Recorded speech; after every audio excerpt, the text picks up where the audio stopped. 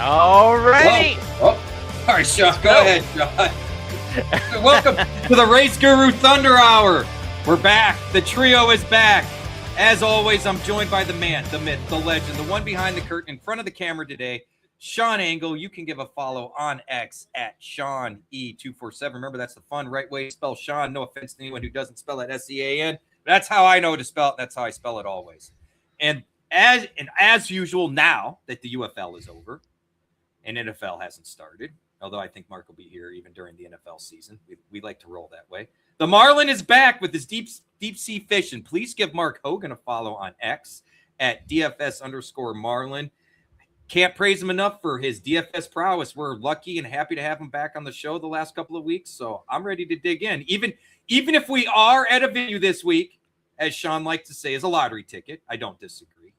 Before we get too far into it, we do want to give a shout out to FantasyGuru.com and the Elite Plus network that lets us do this show. You can find us on YouTube or, as always, behind the paywall there at FantasyGuru.com, which if you do not have a membership, I highly recommend checking it out. Go over to FantasyGuru.com. I think the subscribe button is still at the top right. I still haven't memorized all the new pages and everything we got going on, but we did update the website. So check it out. If you don't see a package you like, give support at FantasyGuru.com a shout out via email and let them know what you're looking for. I be honest, guys, I don't know what promos we got going on right now, so I'm not going to falsely sell anyone on them. But if you know, feel free to speak up. Well, when in doubt, just be like, we got MLB content available. Follow the team over there and get the MLB content now. And the NFL draft guide is out there, so we're just about NFL season is ticking away, so we got to be sure to be ready for that. Get the NFL draft guide at fantasyguru.com now. So that way you'll be up and ready for football season because it is going to be big this year. You do not want to miss out on that. And we'll wrap it up like there. And also, just so I can do my customary message, hit up support at fantasyguru.com. And then you be nice to them, they'll be nice to you. That's how it goes here. So with that in mind, let's get on to the RaceGuru Thunder Hour for this week, guys. So we're going to start off the show by talking about the return of Chicagoland Speedway right here. So we had two races at the track. We had the O'Reilly Series race, and then we had the NASCAR Cup Series race. Toyota ended up sweeping the weekend right there, too, with Brandon Jones winning the O'Reilly race. And then you had Chase Briscoe winning the Cup Series race right there. So 2 for 2 for Joe Gibbs Racing right there, guys. What did you guys think of the return of Chicagoland here? I'm all for it. I'll leave it at that. I don't know what Mark's thoughts are, but I get rid of that street race. Give me this oval. At least this package has been decent on the ovals. As much as we hated intermediates for so long, the intermediate racing's been decent. I think there's still room to improve, but no, give me this. Yeah, for sure. Mark, what'd you think of the races at Chicagoland?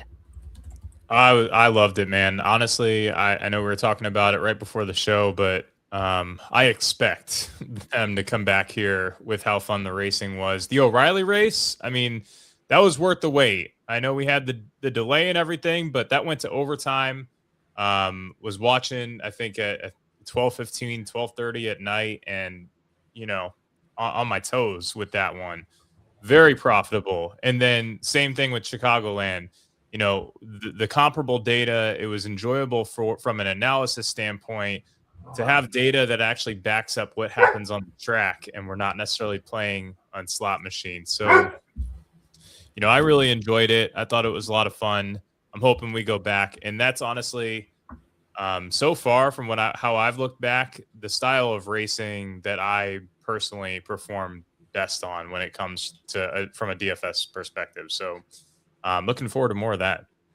Yeah, last week we had the whole conversation where you were talking about how you perform better DFS and betting wise on certain types of tracks than others. Well, now you just made it out there in the open of what type of track it works best for you. So when we hit these 1.5 mile ovals, we got to hit them hard right here. And what's really crazy is so far the tracks that I'm seeing, I'm consistently hitting on. It correlates with the tracks that I do well on in the NASCAR video game. So I don't know, I don't think that's intentional by any means, but there is some sort of weird correlation where, hey, I gotta get back on the sticks a little bit more and just make sure I know all my good tracks, because that's when I know to play heavier and from a DFS perspective. Yeah, that's a good way to look at it right there, because and you know what? I guess it means He's not wrong. Yeah. I have Sean, you joke about how, the tracks I tend to be money at, the big ones like Indy, Bristol, Charlotte. Not only are those the tracks I've spent the most time at in person, they're also the ones I tend to do the best at in all the video games. And I've always wondered, why is it the tracks I go to the most seem to be the ones I have the most success at in these stupid games? But it's a thing. I don't know if there's just a subconscious thing, because you know it, you see it, and so you know some of the tendencies, you know what to look for. You know what I mean? Like, there's just something to that. And I'll be frank, I did not feel in tune this week, so I scaled way back. I am very upset about the Taylor Gray call, though. I love the 14-1 live bet we got with 16 laps to go. We were in a sweat. I mean, Brandon Jones may have caught him, but it was going to be a sweat, and we didn't get it because of a caution. And it was really, really frustrating in that regard. And Sean and I talked about it yesterday. I've been on the Brandon Jones wagon this year. I pushed him hard at Kansas. And after us talking about how Kansas overlaps, I don't know why I didn't push him. I made sure I built around him in DFS lineups, and yet I didn't call everybody out saying, hey, we got long odds on this. These are stupid odds. We should just go ahead and throw a little something on it because these odds are wrong. Usually we do. So, and Steve, I appreciate that, because you guys take it a lot better than I do. I get real salty with stuff like that, and it gets stuck in my crawl, and I've got to be better about being a goldfish and turning the page. So when you guys chime in on the NASCAR Discord and say things like that, please know it means a lot. It really does. I know some of you guys enjoy just being in a sweat with a 15 or 20 or 30-1 guy, and I get it. I'm with you. But I also hate being wrong when I'm suggesting things to other people, right? So some of the pit stops didn't work out. I mean, Gray was the fastest car. When we saw him using all the lanes, it was a little early, but I was like, we're never going to get these odds again. So now's the time. I just wish I had really seen the Brandon Jones. I knew it was possible. I was watching him even, and yet I didn't call it out. So that's on me, though. I will work on that a little bit, but that one's on me. I will say, so, dude, I have to give you a shout out for Chase Elliott on the show last week, because you threw him out there. You're like, dude, watch Chase Elliott for the O'Reilly race. So I threw him in the core. I had Chase Elliott, Jones, and Gray in the core. Oh, those were the top three scorers. Top three scorers. Those are the core plays on the cheat sheet. And Jones and Gray. Now, look, the ownership on Jones and Gray, those were the two obvious ones going into it. Jones was 58. The Gray was 53%. But your Elliott call, so putting Elliott in the core, he was 15%. I couldn't believe that. I couldn't believe how low his person. I couldn't believe, because the lineup I did, I couldn't believe. I couldn't believe. I did the same thing. I looked at the ownership and went, only that many people were on Elliott in the 88 as a Cup driver. Like, oh my! And he started 11. Yeah, so I put him in the core. I'm like, freaking play 50-60% on of your portfolio, knowing he's only going to be. I didn't think he was going to be that low. I thought Elliott was going to be about 25, and then Jones and Gray were going to be closer to 50, which is what played out for those two. But the reason why, and this came up on the show before, is Jones and Gray were starting from the back, 25th, 29th. So those are obvious place differential plays. Elliott's starting 11th. And we've said this before, even though 11th isn't starting from the back, if you go from 11th to second or first, that is a massive point swing. That makes up for not starting as far back. Plus, on a track like this, you can record a bunch of lead laps. And so that was really the difference maker. All of them got some lead laps. But at the end of the day, the ownership on Elliott was way lower than it really should have been. That is really shocking to me, considering how fast that 88 has been all year long. And then you got a driver with as much experience on the track as Chase Elliott. I even pointed it out last week that he was one of the few drivers in that field that had experience at this track in that very same car. So, boy. In a driver that when he ran O'Reilly, we could argue was one of the most dominant O'Reilly drivers to race, period. I mean, his percentages are on par with Mark Martin. The difference is he didn't do it as long and he didn't keep coming back. But if you go look at what Chase Elliott did the last 2 years in O'Reilly, it's phenomenal. So it seemed like, and it was funny because the wife's like, "Oh, I didn't know you were on Elliott." And I'm like, well, I mean, he was in the article and he was on the podcast. So I don't know what to tell you about that, babe, but it was frustrating to see him get second after the great flop. Like that was, like I said, I'm going to be haunted about this Brandon Jones one for a while. And it's because it was nationwide in Busch. That's fair, Steve. And it's because at Kansas, I was all in on him. And that last pit stop cost us. We were in the money spot in that race. And this track, Mark, you pointed it out last week, was a good comp. And to not push him was just shame. Shame. Yeah, no, it was, but overall, I mean, I got to say, man, I just had to thank you because that got me, making sure I had Elliott in my core for my build. That got me a third place on the main tournament for the O'Reilly race that night. So that was a nice payday. And then Cup place, but nothing crazy on that front. So, but both races, honestly, in my opinion, were excellent. I hope it doesn't get replaced by the street race. I know we're talking about them potentially bringing that back. But my goodness, man, get Chicagoland as a mainstay because that was a fun weekend. They really should make it a mainstay regardless of whatever happens. And shame on them from, they're like, oh, it's exposure. We like the skyline in the background. As a race fan, and Mark, you've been at St. Petersburg, right? Yep. Did you go to Miami Homestead? No, I haven't done that yet. I want to do that. Have you been to any oval events yet? I've done the Daytona 500, but that's, super speedway. That's fair. But you'll be able to answer this question. One of my biggest complaints about the road racing as a fan, it is fun. And it's a great atmosphere and it's fun to walk around. But if you want to see the race, they're terrible. Yeah. It's more of a spectacle when you go to a road course. It's almost like an event, like a social get-together. Gathering. More than, right. Yes. Where like at Daytona or any other oval, it's the same. The social get-together's there. It's pre-race, post-race. Yes. The race you're is locked kind of in. But when you're there at Daytona and even Talladega, and for folks who haven't been, these are huge tracks. We're talking 2.66 miles at both of these venues, Talladega and Daytona. So they're the biggest tracks we go to, add in Pocono, whatever. You can see virtually the entire track depending on where you sit when you go to these events. So when you're at a place like Bristol, it's only a half mile. You only need to be 13, 15 rows up, and you literally can see all the way around the track. As a fan, I feel like that's lost, that we don't talk about it enough because you get to choose the action you watch. If you see the guys in 15th banging door to door, you can watch them around the venue. If the leader's pulling away, you don't focus and have to watch him. When you're at the road course, you are limited to what's here. That's it. And even what's here is often very limited because there's not a lot of seats. You don't get up high. So you see little bits.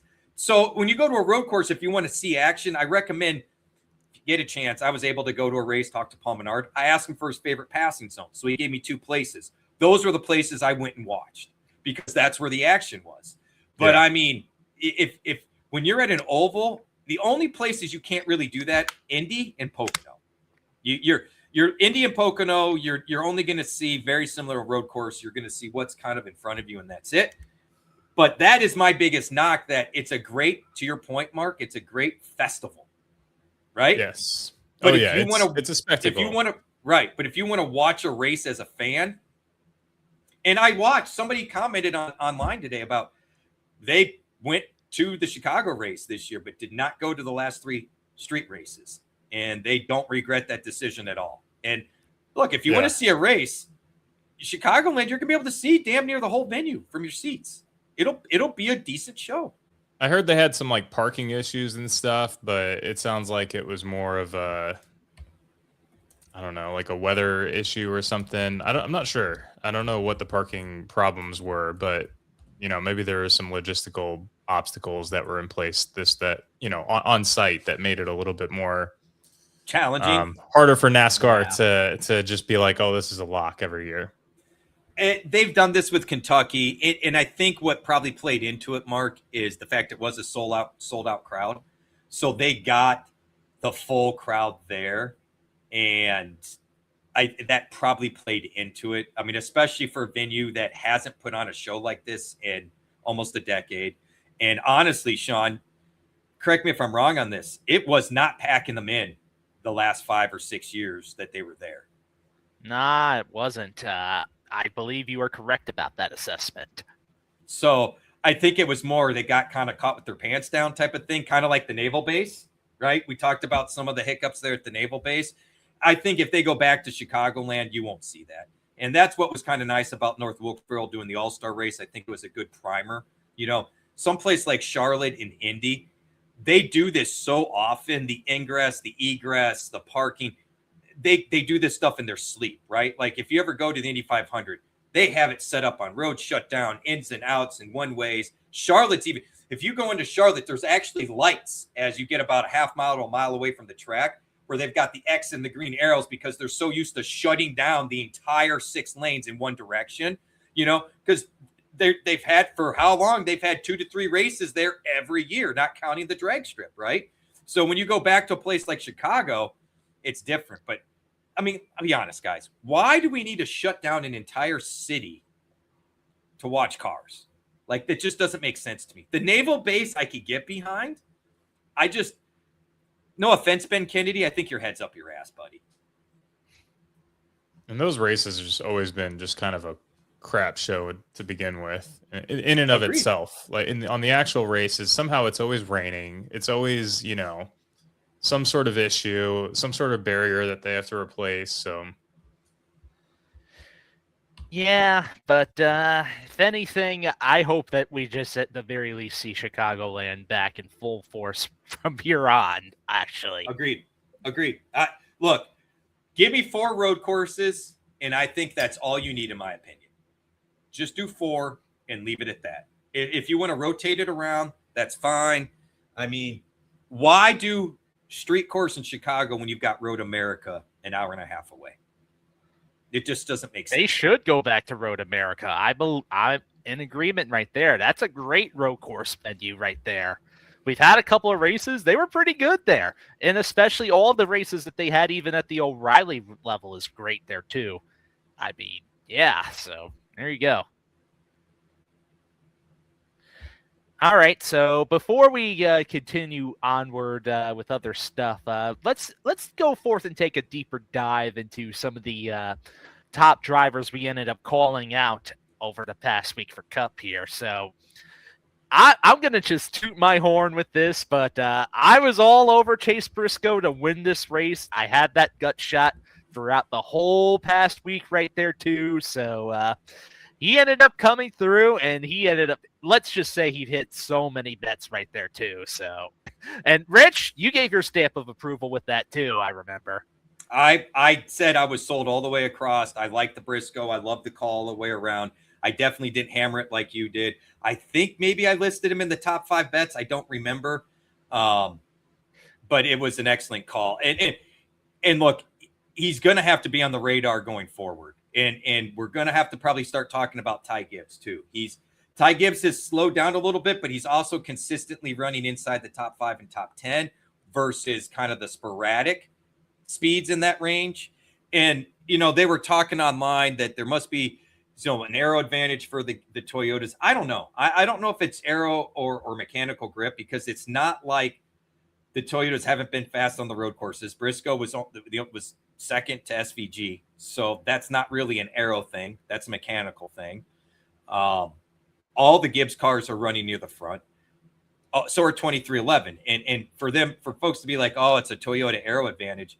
Yeah, but Jones and Nemechek have only recently started to get there, and they're still not quite there. I don't think that's what it is. Maybe for the Chevys it is, as they figure out the balance. And look, Larson is getting there, and so is Byron. It was good to see Byron having some speed again, because he's been just kind of in a funk.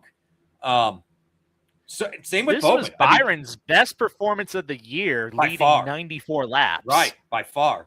And we talk about 2 cars in the garage and all that. Well, it seems like all 4 of the HMS cars are back in the hunt, because we saw Bowman basically be top 10 most of stage 2 and all of stage 3. So, and the 48's been lacking speed. And I don't think it's been a Bowman problem per se. So HMS is, we talked about it a couple weeks ago when I said, how much are people going to be whining when HMS rattles off a bunch of wins in a row here? And look, we're coming up on it. Yeah, it's coming. It's coming. We may see it. We may see it as early as next week in Indy. I think it could happen this weekend.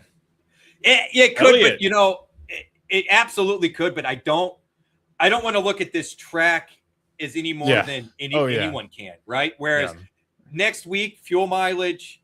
I think next week. You mean at North Wilkesboro next week? 2 weeks. I'm sorry, 2 weeks. Well, actually, Larson is phenomenal at North Wilkesboro.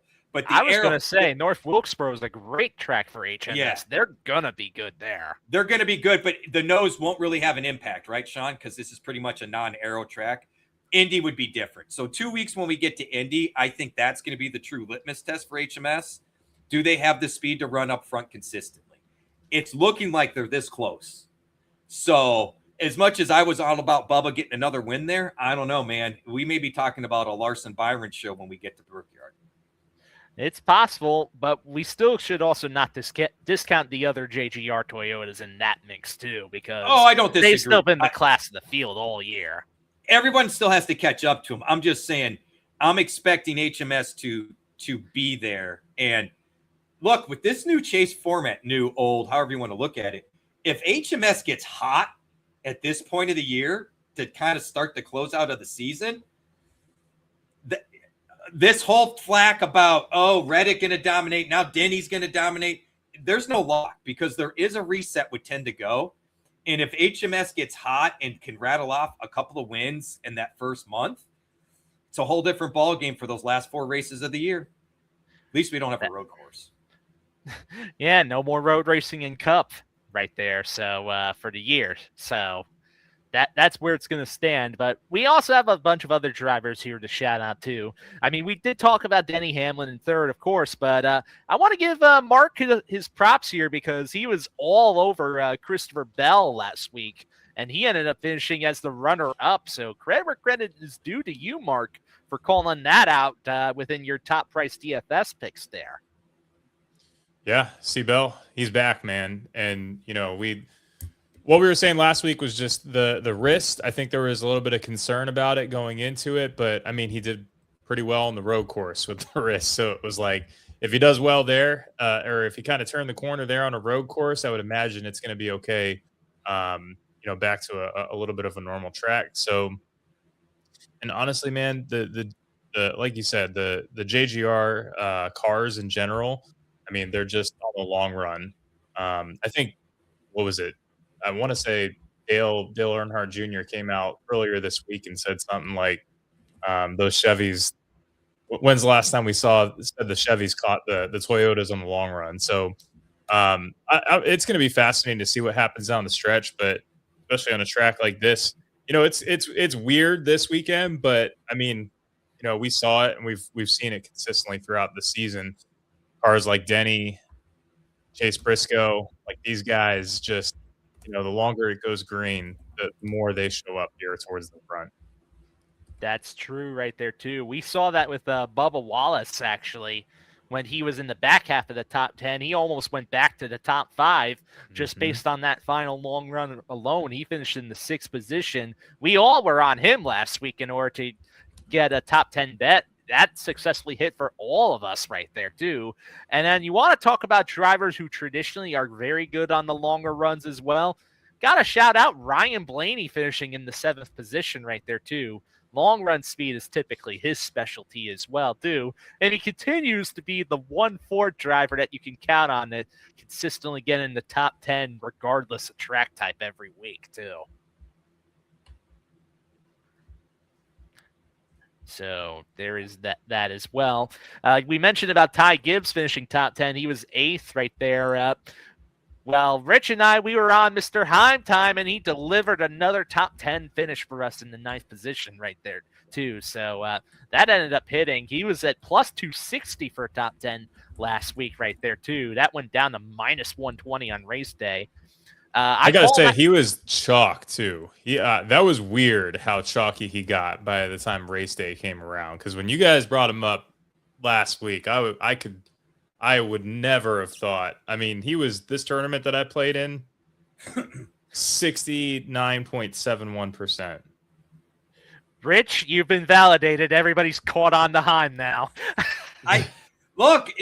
This is a common challenge. We've talked about this, right, Sean? That if we're going to have success with DFS and betting, we've got to be ahead of the curve because we got to eat up the long odds and the cheap pricing while it exists. And we've talked about in years past. I remember pushing Hocevar, and then the pricing came up, right? We've talked about it with rigs. We got to use rigs a lot last year before the pricing got up. We got to use Heim a lot a couple of years ago. But look, we knew, you guys, I think you referenced it, Sean, in Discord. After the win at the Naval Base, all bets were off. Like we're no longer going to get free squares with Corey Heim at this point. And not to toot my own horn, Sean, I'm not shocked, right? Like the validation's there. I don't disagree with that, but I take a lot of pride in kind of finding these guys and then everybody jumping on the bandwagon. Like, I'm not going to lie. I think it's fun that I have talked up Carson Hocevar and Heim for the last 2 to 3 years in the lower series.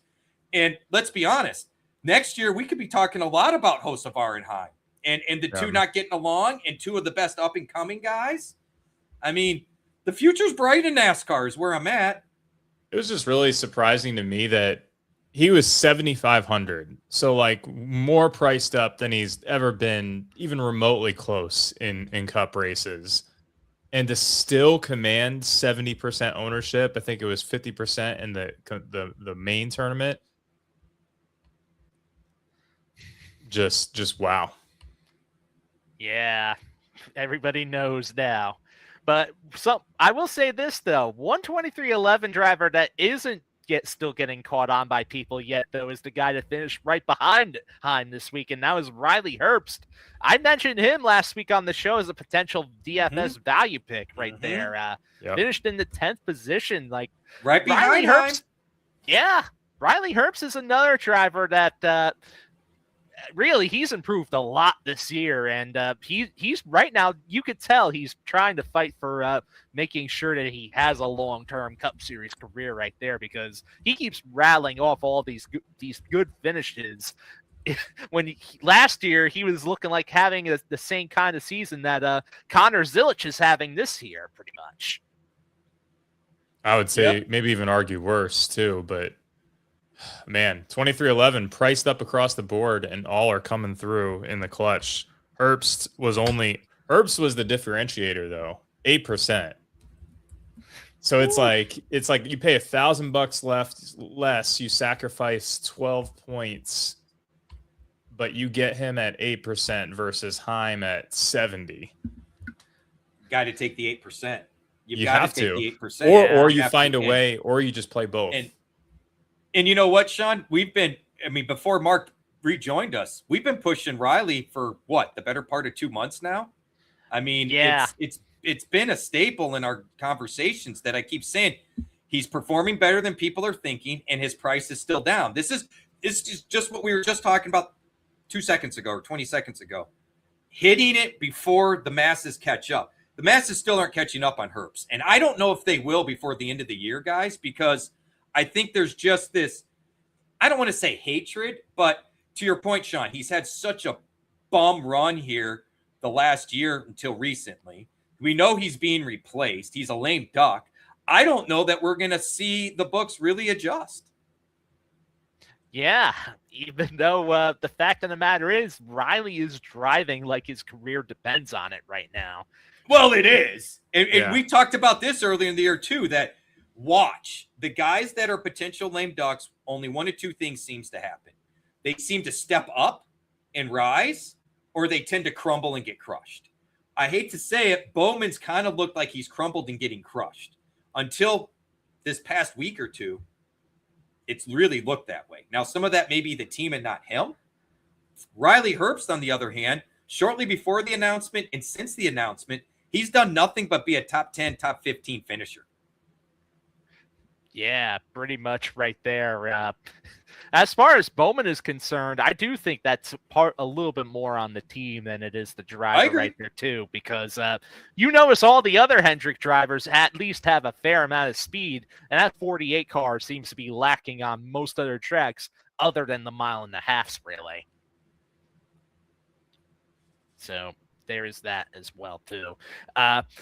We got Eric Jones also finishing in 15th. Rich, you and I both mentioned him as a mid-tier DFS pick, and he gained 7 positions, a place differential. And then speaking of place differential, we got 2 more value calls right here too. And we can give some credit to the Kingfish himself, Mark Hogan, for shouting both of these out on the show last week. Todd Gilliland finishing in 16th, a good run for the Todd father, where he gained 13 positions of place differential. And then Ty Dillon just snuck into the top 20 right there after gaining 7 positions of place differential. And like, those aren't, again, when we talk about DFS, those are picks that are like, you don't really remember it from like a betting perspective. You don't really remember it from like just, wow, Todd Gilliland had a crazy, amazing race. No one's really talking about that. That's not a storyline, but that's DFS noteworthy news to remember and pocket and use moving forward. For sure, for sure. We got ourselves, Steve Hancock is talking about home runs props hitting in the chat. And then speaking of other sports crossovers, we got Jorge Pucks in the chat, guys. Shout out to Jorge right there. He's usually killing it over at the NHL side of things, but the guys CFL right now. What's up, Jorge? Yeah. Love to have you, man. CFL. The Hamilton Tiger Cats. And he was killing it on the hockey stuff and the Canadian Football League stuff. So props out to Jorge. Legit. Yeah. Great to see you on the show tonight, Jorge. Love having you here. But with that in mind, you guys have any other parting words for Chicagoland before we move on here? Ben Kennedy's a dumbass. That's all I got. All right. I guess we'll leave on that note right there. We'll head to our little trivia question of the week right here. So let's have a little bit of trivia fun here, guys. So this one's going to be Joe Gibbs Racing related this week here, because Joe Gibbs Racing, they finished 1, 2, 3 in the Cup race this past weekend. So here's the question I have for you both. And for those of you that are in the chat, you can feel free to play along and guess. We want to hear you, and be sure to leave comments and interact with us live. Here's the question. So how many times overall has the organization finished 1, 2, 3 in Cup Series history? We're this looking for a particular number organization here. Or any organization? This particular one. Oh. JGR. I'm going to go with this is the 3rd time. Mark, what's your guess here? I'm going to take the over, but I'm going to allow some space in between me and Rich, so I'll go 5. I will say Mark is right taking the over, but neither of you do not have the correct number. It was like I don't 7? think it's been that often. Mark's closer. He made it to 11? 7. It's not 11 9. either. 9. It's not 9 either. Did I catch a 9er in there? If it's an even 10, I'm going to be shocked. It's not 10 either. All right, well, process of elimination. Well, I would say we only got so many numbers left. So do you guys want to guess any more, or do you want me to just tell you? I'm assuming it's 8. There you go, Mark. You guys were guessing every other number around I would it. say we'll get there eventually. Now, let me ask you this, Sean. Do you know if Hendricks had the same number or more or less? I did not actually look up if they have more or less, but my guess is that Hendrick probably has more because they've been at least a 3-car team for longer than Gibbs has. But I think they have less. I really do, because the Toyotas and Gibbs, there seems to be a little bit more consistency, in my opinion, with the JGR cars, and this goes back years, than the Hendrick cars. That third Hendrick car, for example, the number 25, then the 88, that car has always seemed to struggle. And that was the third car. That wasn't the fourth car. So we'll have to look for next week, Sean, but I think HMS may have less. You know what? I'm Googling this right now real quick. Because you want to know. You want to know, don't you? Yeah, I do. I'm all okay, for it. So what they say here is that it's actually happened 4 times. You're right, Rich. I was going to say times. The Toyotas, there's something about the Toyotas, they're just more consistent. And this is why I think JGR and Toyotas had more success overall in their short window in the series. Let's go back old times. If you guys have seen the old Dale movie where they talk about they want him to teammate with Jeff Bodine and they hate each other and all that. They don't want to share information and there's no such things as teams in racing. It's supposed to be one car. So that's old thinking, right? And that's evolved over time where HMS started working and getting their cars. They were kind of one of the first to really kind of incorporate the team thing. Jack Roush kind of did the same thing. We started to see consistency with the Roush cars. Robert Yates only had 2, and we would start to see that a little bit. Then as Toyota got into the sport, they basically sold out and said, everybody's getting – JGR's building the motors for all the Toyotas. We're giving the chassis out of TRD, all of this. Then the motor shop caught fire, and TRD says, we're doing all the motors. So now TRD directs all of that to Toyota and Joe Gibbs. And so I feel like the information is – it's almost like how 3 of us share our information, where we don't really hide anything from each other. We genuinely want to have each other to have all the same info we do. Up until recently, I do not think that was the norm. And now with the SMT data, there's nothing to hide, right? And to Teve's point about the Ford and Toyotas, Chevy's got so many cars. And Rick Hendrick and Richard Childress, they don't necessarily want to share with each other. Jimmy Johnson was old school thinking. Remember, Toyota, he didn't want to do it with them. He wanted to do it on his own and go a different avenue. Now you got Colleague, who's not even getting any information from Chevy because they're going to go Ram. That was a huge story. Was they weren't giving him anything. What was that race that they were talking about a few weeks ago? Was that Sonoma? They were talking about it on one of the races, how like Colleague is just running blind and still managing. Like, I think they were talking about Allmendinger and just how it's so impressive how well he's been doing despite the lack of information that they're getting. No manufacturer support, and right now Allmendinger's right on the line for getting inside the chase for the Cup as it is, which is really impressive to see. So Allmendinger, got to give credit to him right there with that. And even at times, Ty Dillon's been getting some respectable runs here and there too. So credit to Colleague Racing for definitely picking it up despite the lack of manufacturer support. Also, just to follow up with the trivia, so the 1, 2, 3 finishes for Joe Gibbs Racing, 8 times overall. 4 of them happened in 2019, once in 2020, once in 2020. Now, twice this year they've got it done. So that's the overall history for that. They didn't get their first 1, 2, 3 finish until 2019 when Denny Hamlin won the Daytona 500 with 2 Gibbs drivers right behind them. So that's a little bit more context for those who do not know of that. That'll wrap up the trivia of the week. Let's move on and get some news discussion out of here. Let's talk a little bit about the penalty report right here, because there was really only people were wondering if there was going to be more penalties, but it turns out there was only 1 penalty, and none of them were for Cup. The only penalty there was an O'Reilly Series penalty for the number 51 team of Jeremy Clements, for his pit crew basically getting that detached wheel out. So the front tire changer and Jackman are suspended for 2 races, but no penalties in Cup was the bigger part of the discussion right there too. because everybody was wondering, is Austin Hill going to get penalized again? Is SPG going to get penalized? What about Zane Smith or Carson Hocevar? Nope. None of that happened this week. Just Jerry So McClellan. I saw people upset about this, right? Because it was clear the intention, the SMT data, blah, blah, blah. And the comment was made, so it's worse to say you're going to do something like Ryan Preece than it is to actually do something. And I understand that angle, but I'm going to throw a little cold water on it if you let me here. If NASCAR has some plausible deniability, and if people are intentionally wrecking each other, it absolves them of liability. It absolves them of having to be a referee.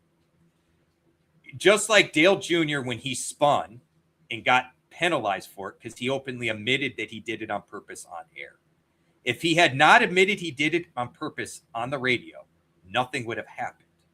So I want to put it out there.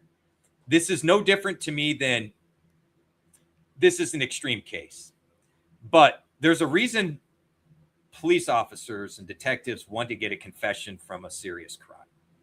That confession carries a lot of weight when it matches up with the evidence.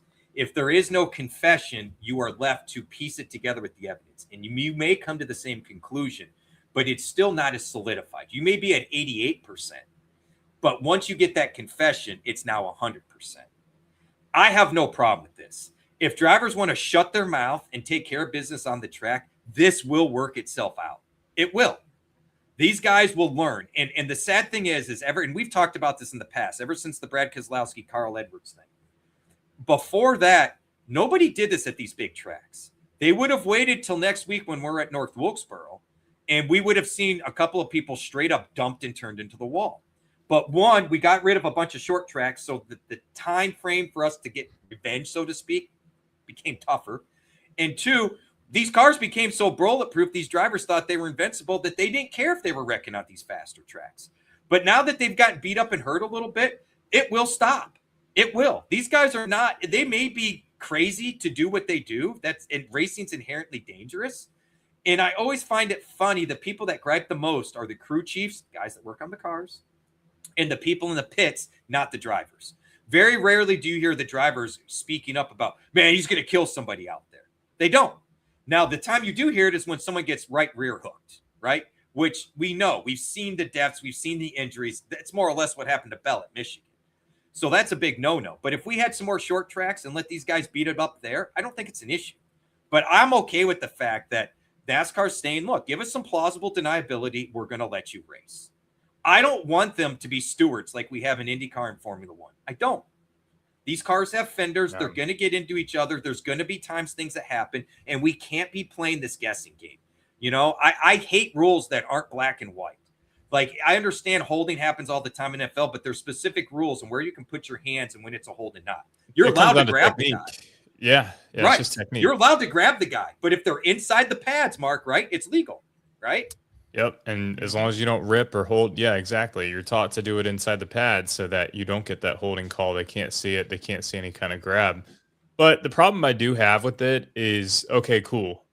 I'm all fine. I'm good for the game within the game and, you know, on the track and what happens during the race. But when it happens under caution, like the second incident with Hill under caution coming out of the pit, where he sideswiped him. Come on, dude. Like, that's when you don't, in my opinion, not only is that's a way of admitting it without saying it on the radio anyways, quite frankly, but also now you're doing it under caution when you don't have any kind of true defense in any capacity. Like, it's clearly intentional from the get-go.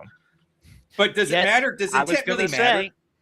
I was going to say that NASCAR themselves deemed it as just an emotional moment. We're not going to do anything about it. I was to say, does intent matter? Because I guess the way I see that going is only one or two things are going to happen under that caution flag, Mark. They're not going to wreck and cause an incident and take other people out. The only thing they're going to do is damage each of their cars. And I would argue, if I'm Hill, if I damaged his car, he had it coming. And if I'm the other guy and Hill cuts a tire, well, that's what he gets for getting revenge. So to me, it's not the same as what we saw with Kyle Busch and Ron Hornaday under yellow. That was atrocious. I mean, that's straight up Have you ever seen that video, Mark? No. So it's a That truck is race. way They're back under in the caution. day. Kyle literally spins him straight into the wall. Like, under caution, dumps him.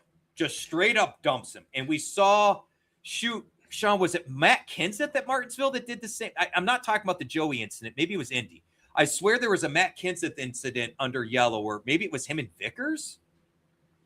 Oh, I do not remember off the top of my head for certain, but I do remember that was, I believe, 2011 with Kyle Busch and Ron Hornaday right there too, and that ended up being big at the time because Kyle Busch, he wasn't even racing for points or the championship in that race, and Ron was.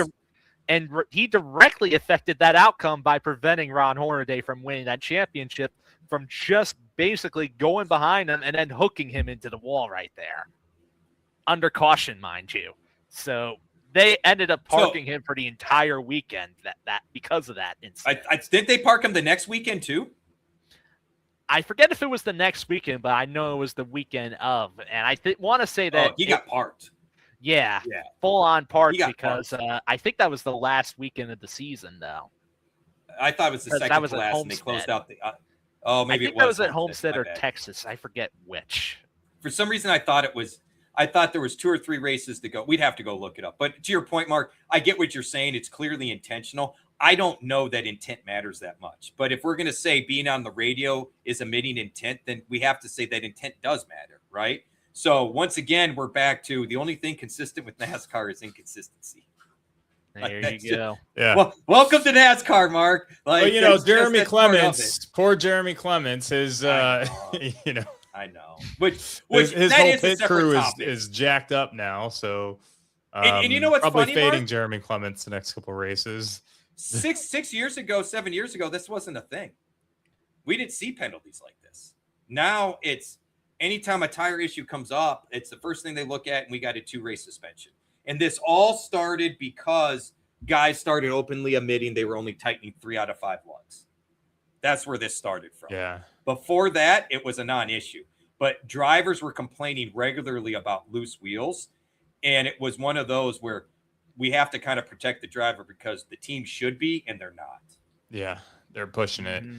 But I will say, impressive on Bubba Wallace's end recently with the pit crew and the replacements, how well they've been doing. That's probably been one of the more surprising elements of Bubba Wallace's recent success. That's fair. Going into last weekend. And I would say, it's going to be very fascinating to see if I think that still holds up here for this race, how it's going to bleed into this weekend. True. But before we get into next weekend right here, you guys were talking about Chase Elliott earlier in the context of the O'Reilly race, and you're like, yeah, it's really cool to see him go down to the lower levels. Well, we have one more confirmed race for Chase Elliott to now this time hit the Truck Series because it's been confirmed that he will be driving the number 7 Spire Motorsports truck at North Wilkesboro next weekend right there too. So a little bit of interesting excitement there, getting another Cup veteran, and especially Chase Elliott, who doesn't do trucks that often, in order to go forth and do that race right there too. Just for context right here, North Wilkesboro was originally supposed to be one of the scheduled races left that Kyle Busch was supposed to run in that 7 truck. So Elliott is confirmed to be his replacement for this race right there. Rich, since you cover trucks, how do you think Elliott is going to end up doing against the competition for North Wilkesboro? I think they better be careful. The one thing is none of the Spire trucks have been, if Elliott was hopping in that one truck, for example, Sean, I'd say everybody really better look out. The fact he's hopping in one of the Spire trucks, the only guy that's really been really good in the Spire trucks is no longer with us. Kyle Busch was the guy that kind of was taking them to another level when he hopped in it. But ever since Kyle Busch Motorsports sold and Spire's become the manufacturer team, so to speak, for lack of a better term, I feel like they're 1B, 1C, compared to Tricon and even Front Row, right? So watch out for Elliott, but I tell you what, I mean, if Heim were to hop in that one truck, it'd be Heim time all over again. It's always Heim time in trucks. Right. And if Heim had hopped in that 7 and Elliott had hopped in the 1, I'd be telling you watch out for the Elliott ride. Does that make sense? Yeah, that does make sense right there. Mark, how do you think about Chase Elliott doing a truck race there? I think it's gonna be hard to fade him, quite honestly, even given being in the 7. So I'll have exposure, that's for sure. True. We'll have more on that next week as we get to North Wilkesboro, but just wanted to mention that since that was made official earlier today. Just one more quick talking point right here. About like a week or two ago, Alex Bowman got on a call with media members, and then he made a comment about his contract right there, where he basically said that contract talks are expected to get resolved sooner rather than later. Now, we know Alex Bowman is one of the big stories left in this whole free agency cycle right here, because his contract expires after this year, and he still has not signed a new deal as of us doing the show right here. But the fact that a decision is going to be made sooner is going to be very interesting, because there's a lot of on the line for Bowman as it is. I know if Bowman is going to do one more year, or if he thinks he's going to hang it up after the season due to like injuries and not wanting to race. We got Corey Day weighing in the wings. We also have Hendrick also showing interest in acquiring Connor Zilic. I mean, there's any number of things that this could go, but what do you guys think about Bowman's comment right here regarding the decision being made soon? And what do you think will happen here? What do I think will happen? Or what do I want to happen? You can give both. I think we talked about it yesterday, I think, Sean. I think it's very legitimate that we see Connor Zilic take over that ride. And we may hear that Bowman has another lame duck season in front of him. We've seen this. And we may see not. Like, remember when Casey Kane was going to join Hendrick, how he basically got put over at Red Bull for a year as a holding spot? And we've seen that with Penske doing the same thing with drivers, not just with the Wood Brothers organization. So at some point in time, I think Alex Bowman is on his way out.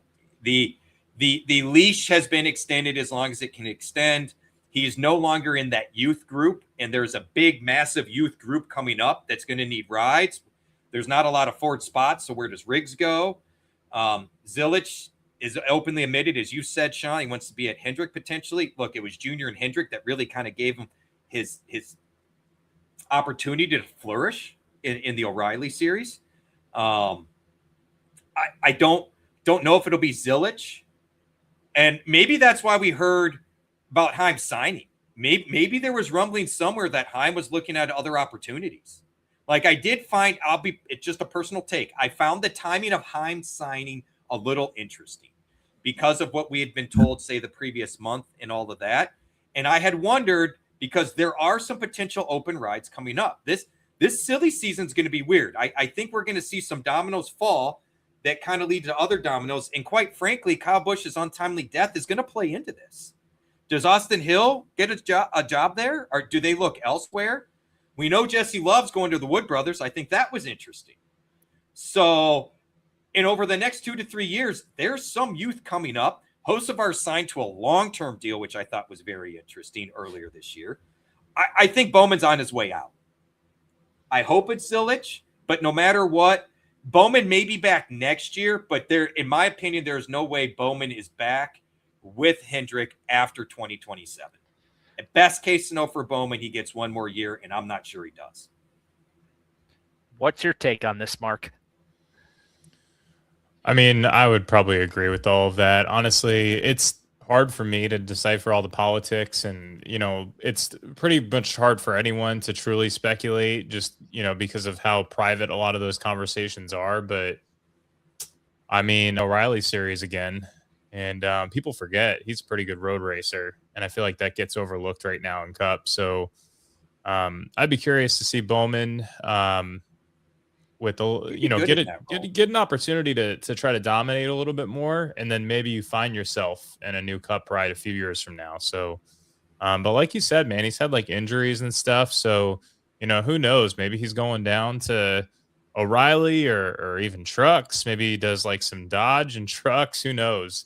But that would be an interest. I tell you what, Mark, that would be an interesting hire. And if I'm Dodge, that would be something I would consider, because Bowman's break came because he did all the testing and sim work for Hendrick.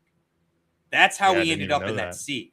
And see, Anthony Alfredo's kind of taken that role now, with a team anyway. He has a similar role.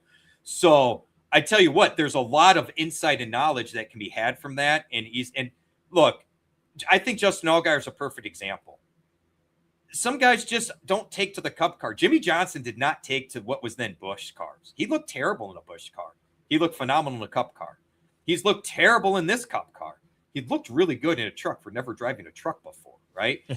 So, I mean, does Bowman maybe find a pleasant home in the O'Reilly series? I think that's very plausible, Mark. And if I'm him, look, Justin Allgaier was going to retire at the end of this year. That would have been a great seat for Bowman to fill, right? Another veteran, experience, excellent, with the tech stuff and all of that. He'd been a nice fit, and we could have maybe seen in top-notch equipment in that series, where does he really compare?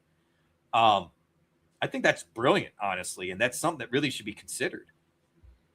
That's true. Overall, there could be opportunities for Bowman too in the lower series for sure. I mean, when you got a driver that's been an established Cup winner right there too, many teams in the lower series are going to want that if they ever can get an opportunity like that too. But still, though, we have to wonder about Bowman's health, like here too.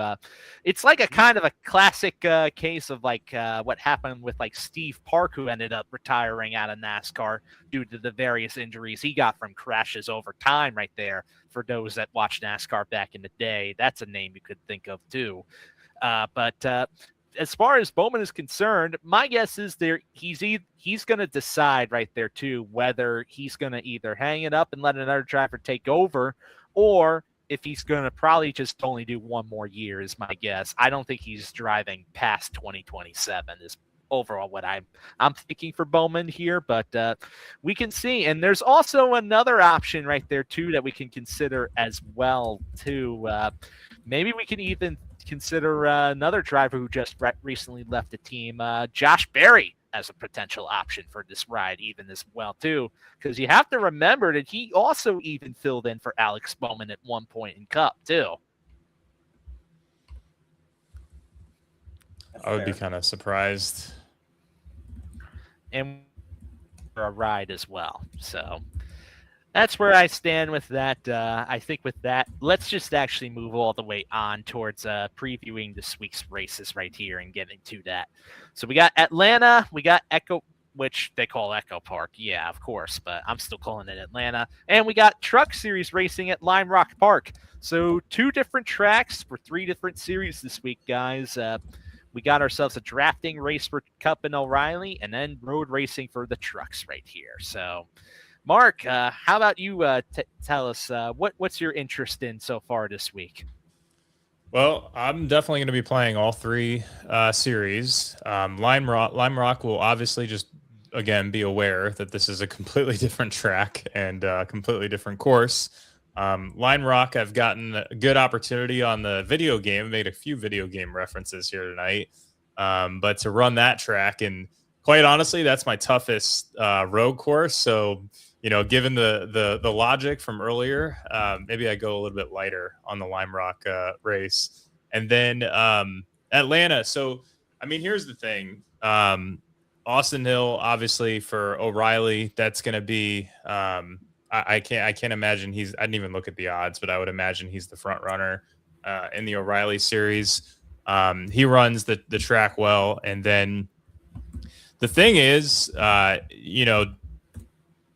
this is a drafting super speedway. It's really more of so there was an interesting tweet. I forget who tweeted it, but the guy actually, after I followed him, he messaged me and said he was a Fantasy Guru subscriber. So I'm wondering if he's watching tonight, or if he's ever in the Discord. I need to figure out his username. But he talked about how, these long shot bets, the books are still treating these long shot bets as super speedway bets, when you have consistently guys hitting place differential at Atlanta, because there's drafting that occurs here, and it is more of a drafting track, I would even argue. So I think it's still a slot machine of a type of race. You can get the big one here, but from that perspective, I think we have to consider the data, and we can't treat it just like Daytona or Talladega. It's slightly different. And then also, the dominators are not going to be as impactful because you don't have as many drivers who tend to dominate and record all of the lead laps, despite the number of laps you'll see here. So it's going to be an interesting type of race. Place the differential is probably going to be the priority, but don't, again, to the point with Chase Elliott in the O'Reilly race from last week, going from 11th to 2nd and being the top point scorer, don't forget about those guys that are 9th, 10th, 11th, 12th, because those are probably going to be your highest point scorers of the entire race. Truly, right there. It's a good point to make. I do think I don't want to say significantly different than those two tracks, Daytona and Talladega, but Atlanta very much reminds me of old Daytona, Talladega, where we didn't get one big pack.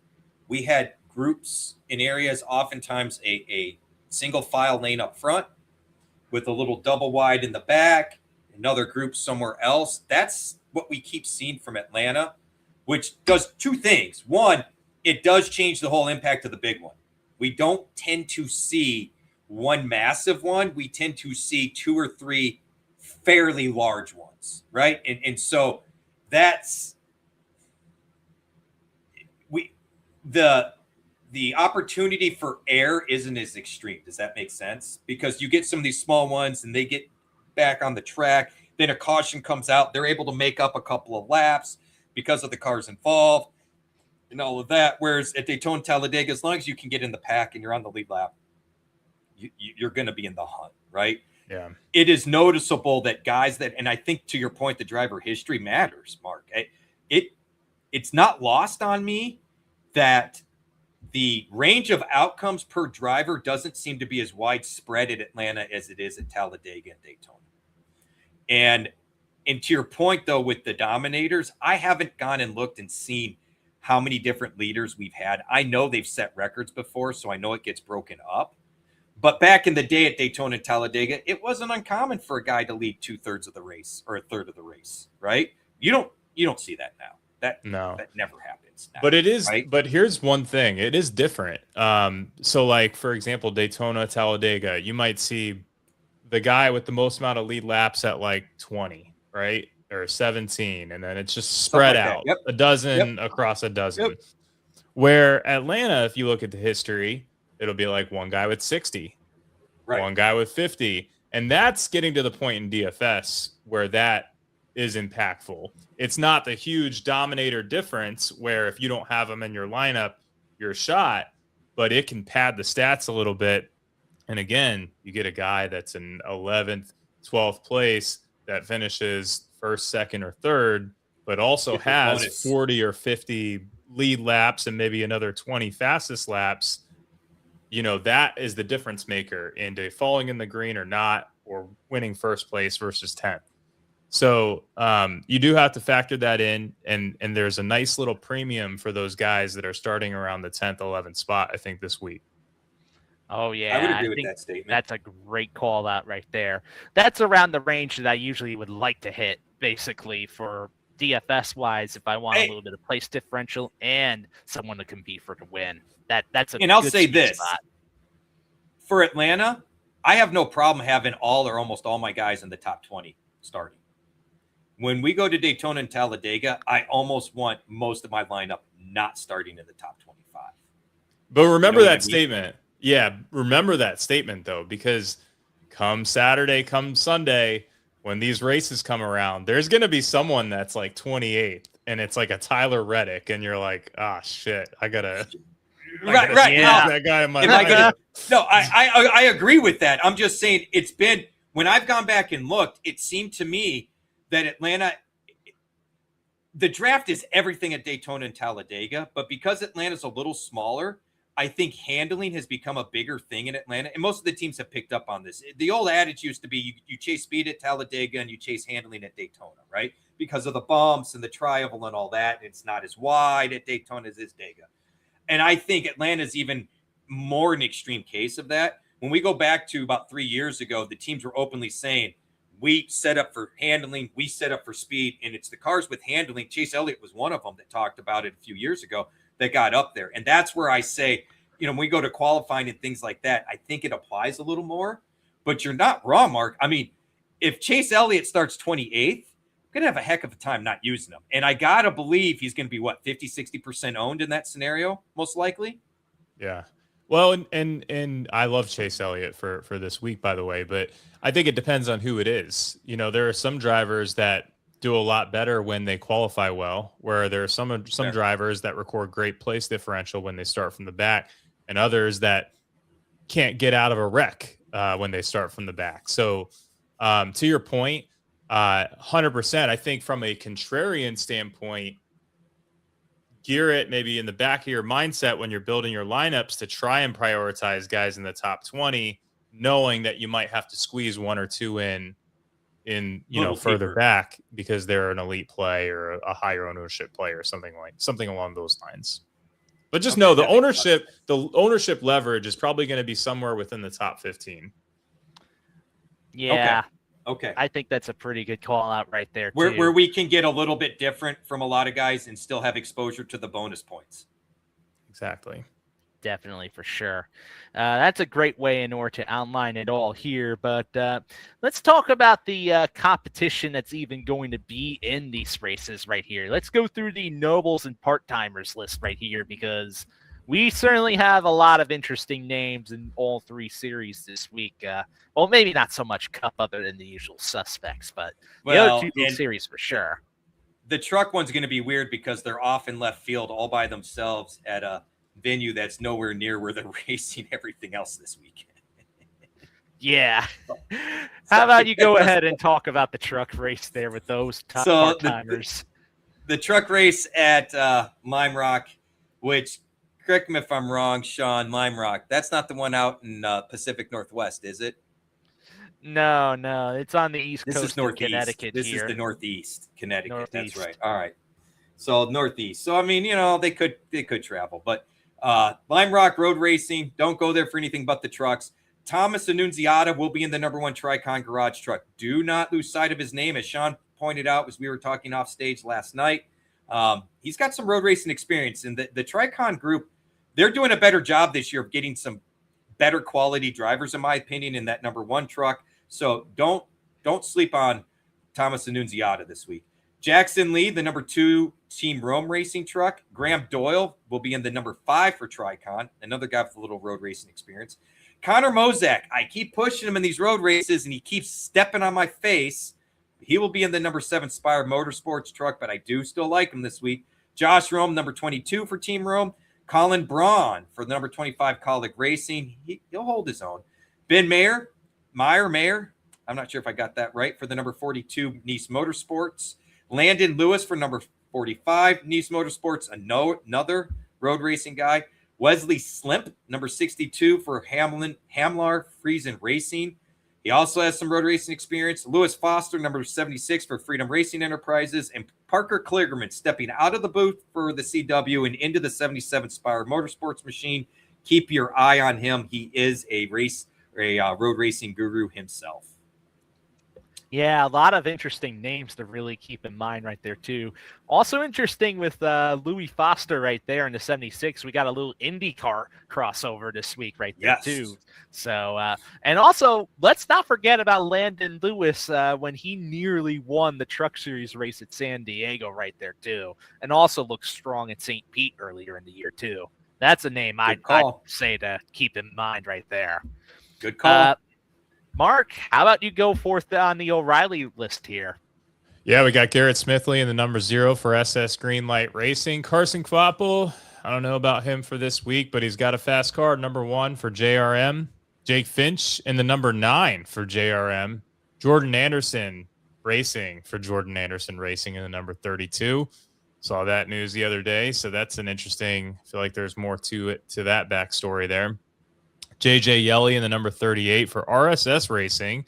That's an interesting replacement there for Ryan Sieg, right? So Nah, it's a third RSS car. okay. I was gonna say that would have been a little weird or curious as to why that's happening. Yep, Nick Lights I agree. and the number 42 for Young's Motorsports. Carson Ware for the number 47 for Mike Harmon Racing.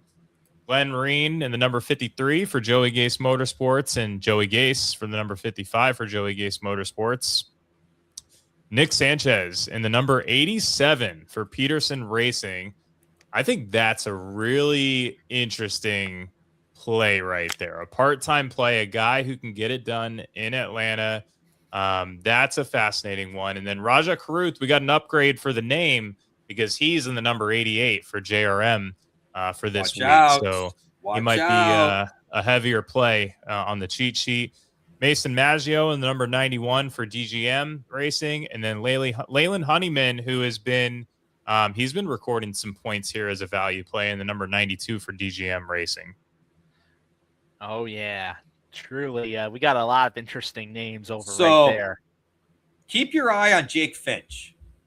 He is James Finch's kid. James Finch ran a car, had his own race team for the longest time in Cup. Jake hasn't run a lot, but it seems like every time he steps in a car, it shows some speed. The fact that JRM is willing to put him in the number 9 for them isn't lost on me. Somebody at JRM has seen something from Mr. Finch. I'm very curious to see how that works because we have seen Jake Finch run well at the drafting tracks in the limited time he has driven. And watch out for that 88. Raja in the 88 is like butter and bread, man. Though everywhere he's gone in that 88, even at places he's been sort of meh at, he's done fairly well. So I don't know, man. He's priced like he's in the other. I forget what other. Who is he? Who does he part-time race for? It's so weird with him. Jordan Anderson Racing. Jordan Anderson. He's priced like a Jordan Anderson racer at 7,700. So Kelly Earnhardt talked about this, and I'll be very quick. They do everything they can to give these drivers opportunities, and sponsorship drives a lot of things. So Carson Guapel and Raja both had part-time rides basically signed up for, and they were trying to find them full-time rides. But sponsors wanted, say, Connor Zillich. They wanted SVG at the road course. They wanted some of these other guys in the cars, Ross Chastain. So what Junior Motorsports did was they worked out deals with DGM. They worked out deals for Jordan Anderson. They worked out these other deals so that Raja and Carson could get a full season in, even though it wasn't a full season in their cars. Because even Carson has gone back and forth with the 1, the 9, and the 91. But when he drives the 91, Sean has pointed this out numerous times, JRM has really supplied the equipment and the knowledge. They basically have said, DGM, we need your people. Here's our stuff. Go make it as fast as you can. We'll help. And because they're trying to give these guys an opportunity to make a run for the championship and give them all the seat time they can. But at the same time, the dollars and cents have to make sense. And I'll be the first to admit it. Sponsors are dumb. Sponsors want a big name. Sponsors think I'll go back to the race with Denny Hamlin and Eric Almirola. There was no need to change him. There was no need to pull him. They did it anyway. That's just sponsors being dumb because they wanted to be there pictured there with Denny Hamlin. And I would argue that if you get your car to victory lane, that's what matters. So, but that's where there's all this jumping around. Raja, it's the only way to get Raja full-time. And Jordan Anderson, he's always run for himself here and there, especially at these drafting tracks. And I tell you what, Mark, don't sleep on that 32, man. Jordan Anderson has a knack at these drafting tracks. He really does. I think Raja is driving it worse than the other. I mean, who else has ran the 32 here? Has it just been not just Raja and Jordan? I believe Andrew Patterson has also been in that ride for several races this year too, and I think great. And Raja's at least outperformed him. It's been by track, Mark, because I faded Raja just about every time he's been in a Jordan Racing car. And I know of at least 2 times I was mad at myself for doing it. But most of the time I haven't been. And I want to say the 2 times they did it, they were tracks he historically ran before or has run well at before in other equipment. and I probably should have known better. But Jordan Anderson equipment is mid-tier, I would say, as far as equipment goes. Jordan Anderson just really does a great job at Daytona, Talladega, and we'll have to see how he does here at Atlanta. But he's almost like a gimme for me because of his cheap price point when we go. He owns the equipment, dude. He has a knack for keeping his nose clean. You know what I mean? Yeah. So at places where just finishing the race like gets you 10th, he's the guy I want. Oh, for sure. And really, Jordan Anderson Racing, they are definitely like you think of the top teams. I think Jordan Anderson is kind of like the tier just below the top teams, kind of like along where like Sam Hunt Racing is, if any. Both of them are fascinating though, because you got one at 7,000, the other one at 6,800, and quite honestly, you know, Jake Finch in the number 9, like just forget about the name. If you told me you're getting the number 9 car at 7,000, like you're in, in, right? Oh yeah. So it's gonna be hard not to consider that as potentially even a core play. So, but yeah, do not sleep on the Jordan Anderson cars, and that includes Jeb Burton, who's traditionally pretty good on the drafting tracks, and even Blaine Perkins at times has displayed some results on these tracks too. So do not sleep on any of them right there. Also, one more note about Rajah Caruth right there. Remember, he was in that car for the Atlanta race in the O'Reilly Series earlier this year when he nearly won. He was in the mix in the final laps, and he led 22 total laps as well. He was fast there, so do not forget that either. As for the Cup Series, though, we only got 2 part-timers in here.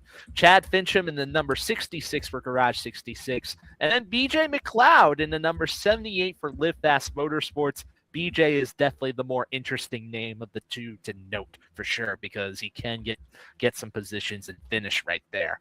But that will basically be it. All the drivers in every series will be able to make the race. There's no eliminations for qualifying, and that'll do it for the part-timers and Noble list. All right. Now, before we go forth and get into our driver picks, let's just also acknowledge the fact we are a part of FantasyGuru.com as a reminder, so you can get the MVP, Platinum, VIP, or all-in packages. There's options for covering multiple sports, whether you play DFS, betting, or season long. Fantasy Guru has you covered right there, too. So go forth and get any of the packages. Hit up support at FantasyGuru.com in order to get the best possible deal. You be nice to them, they'll be nice to you. We also have MLB content available and NFL Draft Guide available. So go forth at FantasyGuru.com and hit that. Be sure to hit like. Be sure to subscribe. Be sure to leave comments wherever you're watching this. We appreciate you, even if you're watching us on replay. So let's go forth and do all that. So here we go. We got ourselves some NASCAR picks. Let's get into DFS here. Top price picks to watch, guys. Rich, I'll start with you. How do you feel about the top price drivers at Atlanta this week? You know, I knew this was going to come up, and I've been trying to figure out a way to discuss this, because I go back to Sean, you had a comment similar to this that Mark did with Finsty on FG Daily, and Mark made this comment on air with Finsty as well, and that how much does qualifying really play into all this stuff?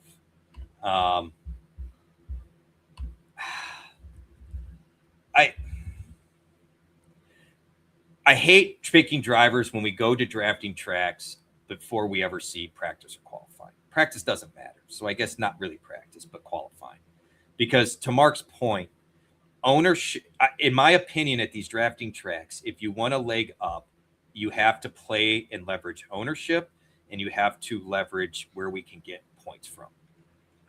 And I really don't want to chase points with high price guys that qualify first and second. I just, my initial reaction when we go to Daytona, Talladega, Atlanta, if you run well in the open by yourself, I don't know that you're going to run well in the draft. I almost prefer, like we said before, about focusing on drivers in that 15, 20, 25th range. I go back to Dale Earnhardt, Austin Dillon, these cars that RCR historically, they've got better at qualifying. Man, there was a 10, 15-year history where those cars constantly qualified mid-pack. And yet, once the green flag dropped on the race at these drafting tracks, they ended up in the front all the time. All the time. So, I mean, Denny's in play here. I think Elliott's in play here. Ryan Blaney certainly in play here. Joey Logano, who's probably going to be priced down, he's probably in play because I haven't even looked at pricing because I've been so jacked today. Today, I apologize to everyone. I got my butt reamed by a customer for 25 minutes. Then my boss reamed my butt, all for things that weren't my fault. So I've been chasing my tail all day. Look, the guys that have run here historically continue to run well here. It's going to depend who I got. But give me Blaney, give me Elliott, give me Hamlin for right now. If anybody I'm looking to fade, I'm kind of looking to fade Reddick, to be honest with you. Interesting. Fading Reddick. And also, I do not have the prices in front of me right now. Mark, can you confirm if Denny's still top price this week or no? He's the top price driver, but he's at the very bottom. I think he's 9,100. Let me pull it back so up. He's cheap. Yeah, so no, he's really, and he actually has. So I actually have him as one of my top price drivers. I listed Hamlin, I listed Bell. Notice a trend, and I listed Reddick.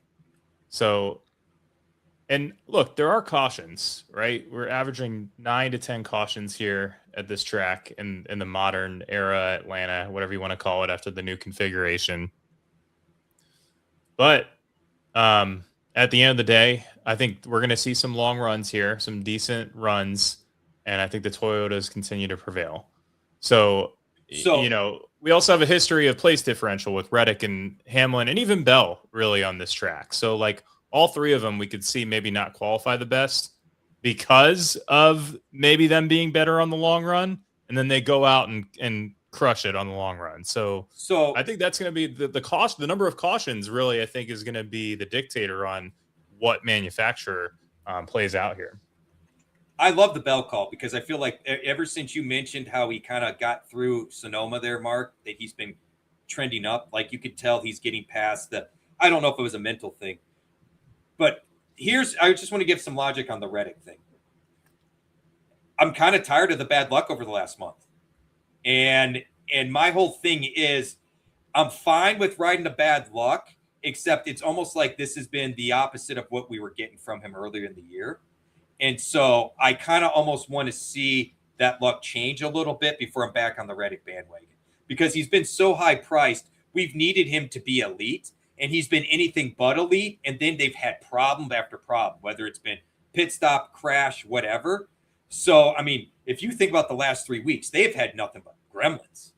And so I'm kind of like, you know what? I'm going to let everybody else chase that for right now. If I'm wrong, I'm wrong. I got to die on that sword. I'm going to look at the Toyotas elsewhere. Bubba Wallace, for example. I got no problem going with Bubba at Atlanta. I think that's a great storyline, right? I think Bell's an excellent call. Ty Gibbs, we'll probably talk about him in a little bit. But so I'm with you on the Toyotas and JGR. It's just I feel like Reddick's in a funk. I'm just not going to jump ship with him right now. Give me 3-4 weeks. Now I'm going to be right back where I was before. But I always say it's cyclical and we have this going on.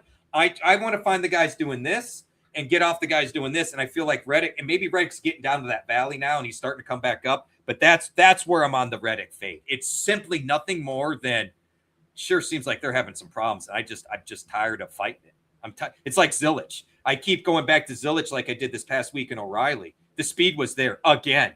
And what happened, right? Something, mentality, willing bad stuff to happen by accident, not having confidence, whatever it is. And maybe Reddick's pressing. I mean, when Denny started catching him, you could tell Reddick was getting concerned. Maybe that's in the back of his head. I don't know. But that's where I'm at as far as fading him. I don't want to give the impression I think I'm onto something wild or crazy or that, I see the future and he's they've lost speed or something like that, because that's not the case.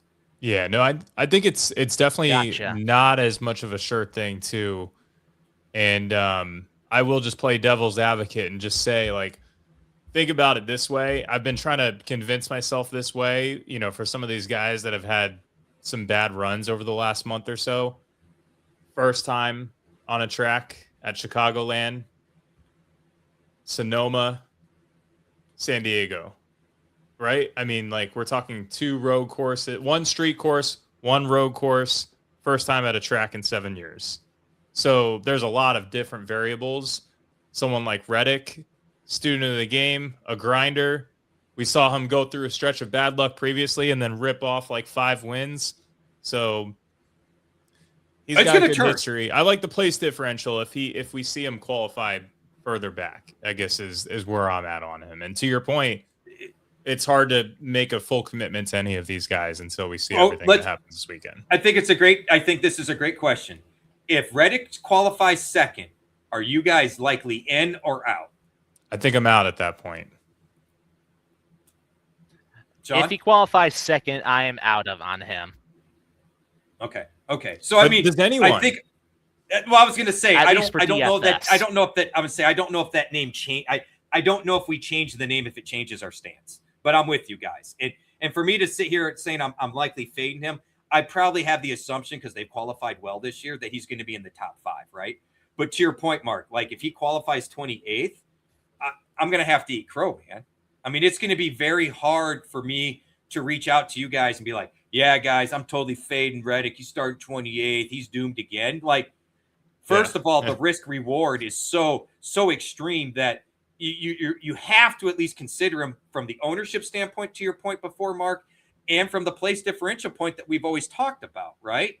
So I don't want to your point, I don't want to make it black and white that I'm out. But right now, as we sit, my gut feeling is I have a feeling I'm going to be out on Reddick. I don't know how practice is going to go, but that's just kind of how I sit right now. And one more thing, I'll just put the one out here. And I know we got to get to Sean's top price picks as well. But I just want to point out, not many drivers at Atlanta that start in the top 10 are finishing in the top 10. I think we saw recently that happen where there was like 4. But outside of that, it's like 1, 1, 2, 1, 3. So, it's I'm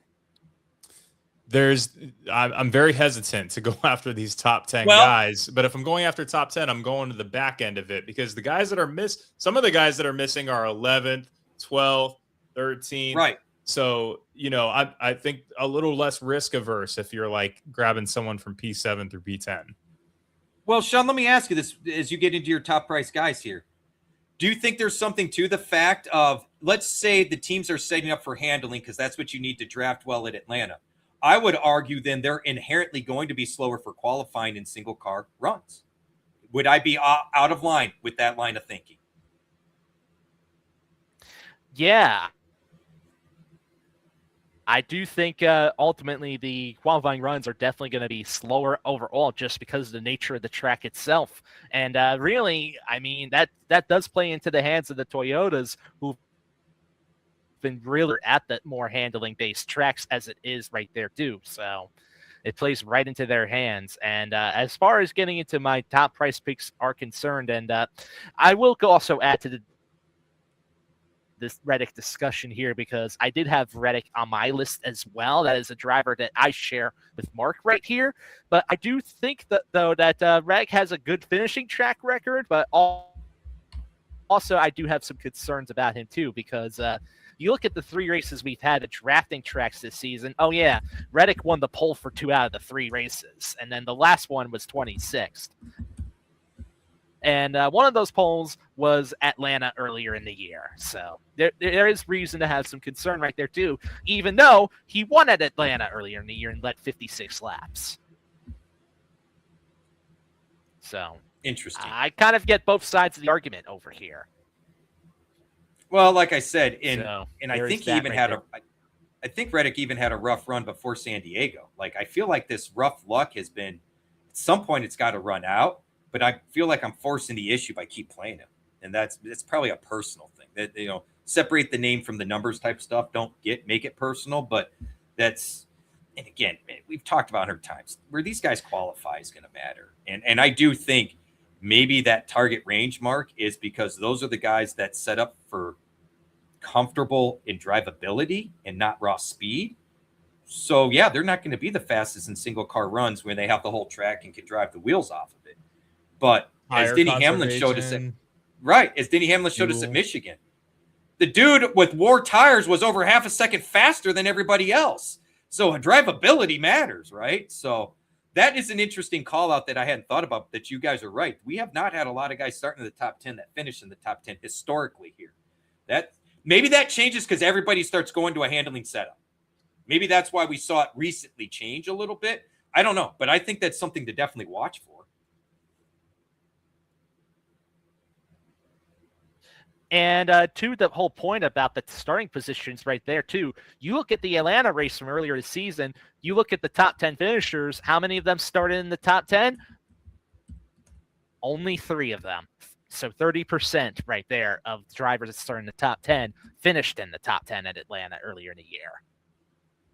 So how about that for a statistic? Right, yeah, I'm curious. I'm curious, Sean, you're picking Blaney. I think he's also a little bit of a polarizing play this week.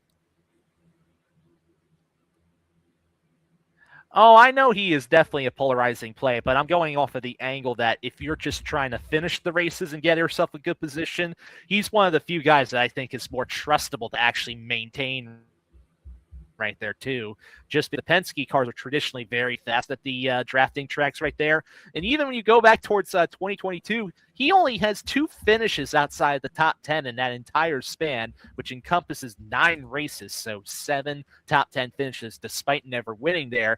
And he's also led in almost every single one of those races too. So I do think that Blaney is a guy that I do really like a lot, that if you were to ask me just not even thinking of starting positions, that's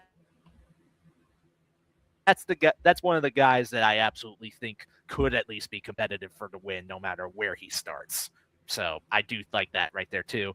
And as for the last driver on my list, well, I'll say this much, that Steve alluded to it earlier here in the chat, Chase Elliott. I do think that Elliott is definitely going to be competitive in this very race too, especially as a former winner at this track. And the other thing, it's a home track race for Chase Elliott too. So we also notice about drivers that they tend, in order to put more effort and tend to perform a little bit better on average when it comes to their home track races. And that's been the case for Elliott at Atlanta as well. And even when you look towards drafting track finishes this season, well, Elliott's been overall quite good despite qualifying well in all of the races. He has 2 top 5s and an 11th place run as his worst finish, which was Atlanta earlier in the year. So he's still been overall one of the more consistent drivers at this track type to watch.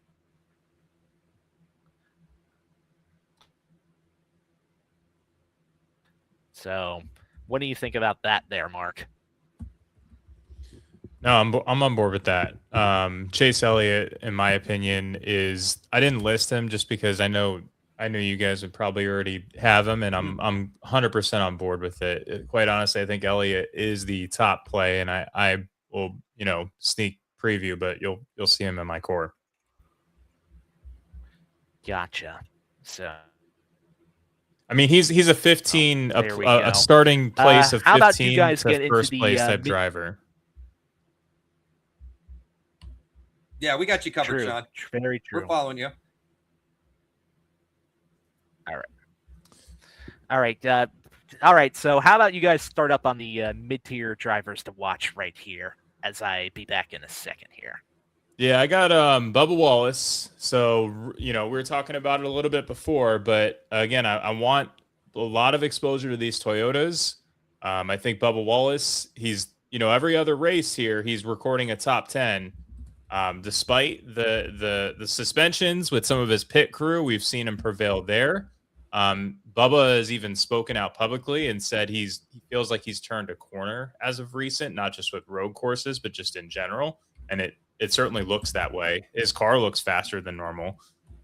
So I love Bubba Wallace. I think he's going to go overlooked because the numbers aren't like substantial. It's not like you're seeing this 12 place differential, per race type of outing, but we're just seeing every other race him getting into the top 10 here at Atlanta. So big Bubba Wallace guy. Ross Chastain has great numbers here, whether it's in Cup, whether it's in O'Reilly.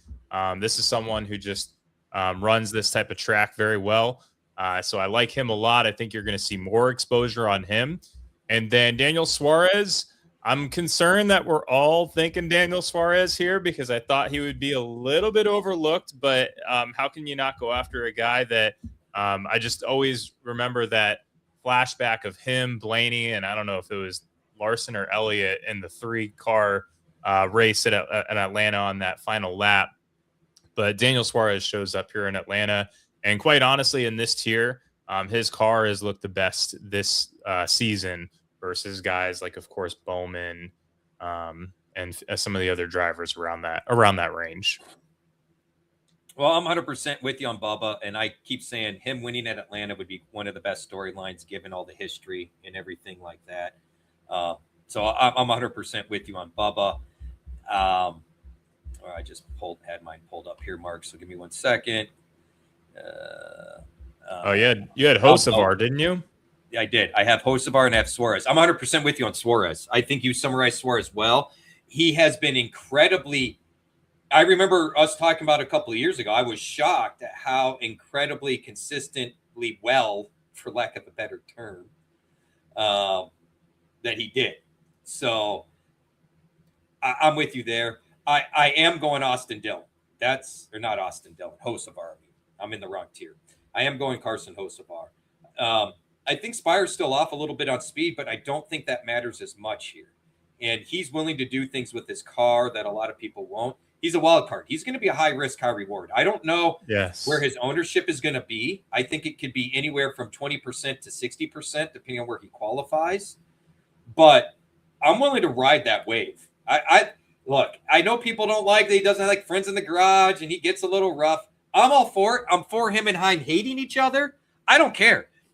The more Heim and Hocevar hate each other and the more they both win, the better the sport will be, the more fun I'm going to have as a fan. I'm all for it. But as far as racing this weekend, he has toned it down. He's starting to learn to be 85% Hocevar for 95% of the race and 5% of the race being 100% Hocevar. And I think that's going to eventually pay off for him. So I do like Hocevar this week, but I'm 100% with you on Suarez and Bubba. And his crew chief has got him trying to think and talk more positively, even when he's kind of slipped up and been negative. I haven't wanted to throw my phone through the TV as I have in the years past when he does an interview, and quite frankly, his haters annoy me to a degree. So I'd like to see him do well because I think he has earned some of that. His win at Indy, I think, was well earned. He earned that victory. He was running the high line at, Kansas in front of Kyle Larson, trying to show how it was done, right? So I'm 100% there with you, and I think it'd be a great storyline. But, yeah, those are my 3 guys. So, Sean, we kick it off to you now. Both of us had Suarez. Both of us had Bubba. I had Hocevar. And Mark had, I forgot his name already. Chastain. Had Ross Chastain. And now you're up, sir. All right. So I will say this, that I do share 2 of the same names with you guys. I'm really in on Hocevar this week. His finishing track record is really great at Atlanta overall. And he's someone that you cannot overlook at these drafting track races, considering he's the most recent winner at the track type, at winning at Talladega earlier in the season right there too. And as far as Suarez is concerned, well, his finishing results speak for himself. He's been quite great at this track overall. You look towards the 9 races that we've ran at Atlanta since the track was reconfigured.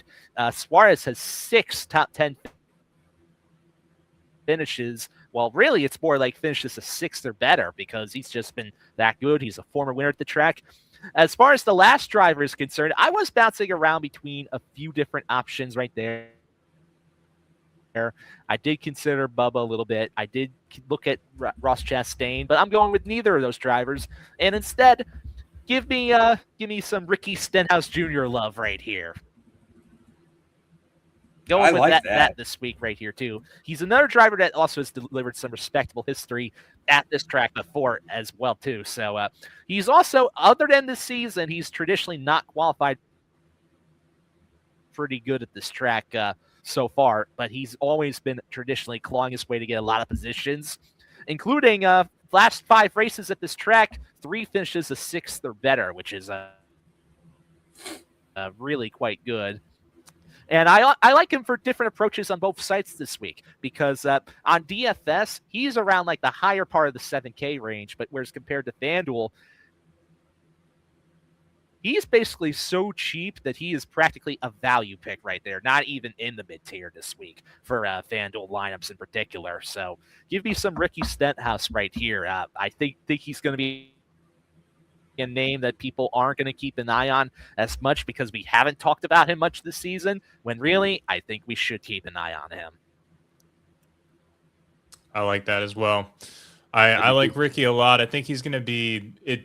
To your point, he'll start further back, but I don't think he'll command a lot of ownership just because it's not like we've seen a lot of recent. I wouldn't be surprised if we saw like 25%, 30% Stenhouse, but I don't think it goes north of 35, 40.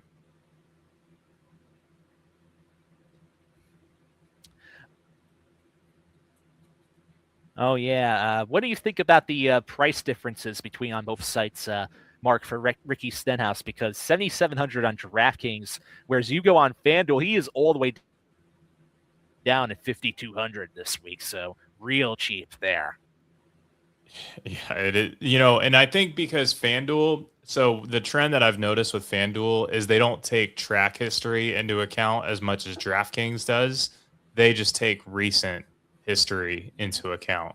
And I think that's sometimes the reason why we see such a big gap. So that makes sense. That lines up with why Ricky is priced down.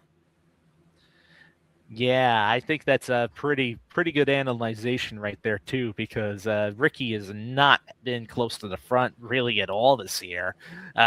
You look towards the finishes this season, he's only had 3 top 10s all year. Daytona, Talladega, and Nashville. And I think Nashville is just an outlier of a race right there too. Whereas we know how good he is on the drafting tracks. Definitely a name to keep in mind overall.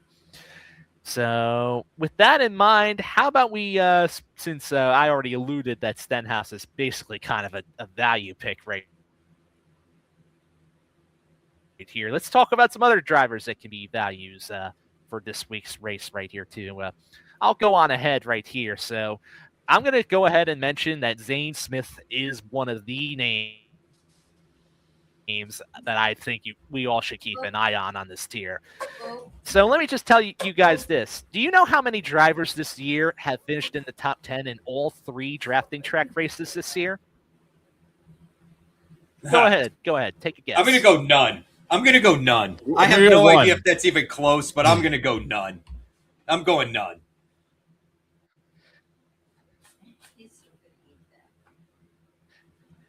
Mark got the answer right to that because it is only one driver, and believe it or not, it's Zane Smith being the only driver to have done that this year, which is really well, now I crazy wish to I think, would have put Zane Smith in. I debated it. Son of a gun. It's a good call out. He might go over low. Yeah, so yeah, he's been in the mix in every single drafting track race this season. So give me some Zane Smith right here. Even if the history isn't fully 100% there, he's still been an underrated drafting track racer. I mean, he finished in the top 10 in the last 2 Atlanta races and 11th in the race before that. I mean, every race since he's been in front row has been pretty solid for Zane at this track, looking over there.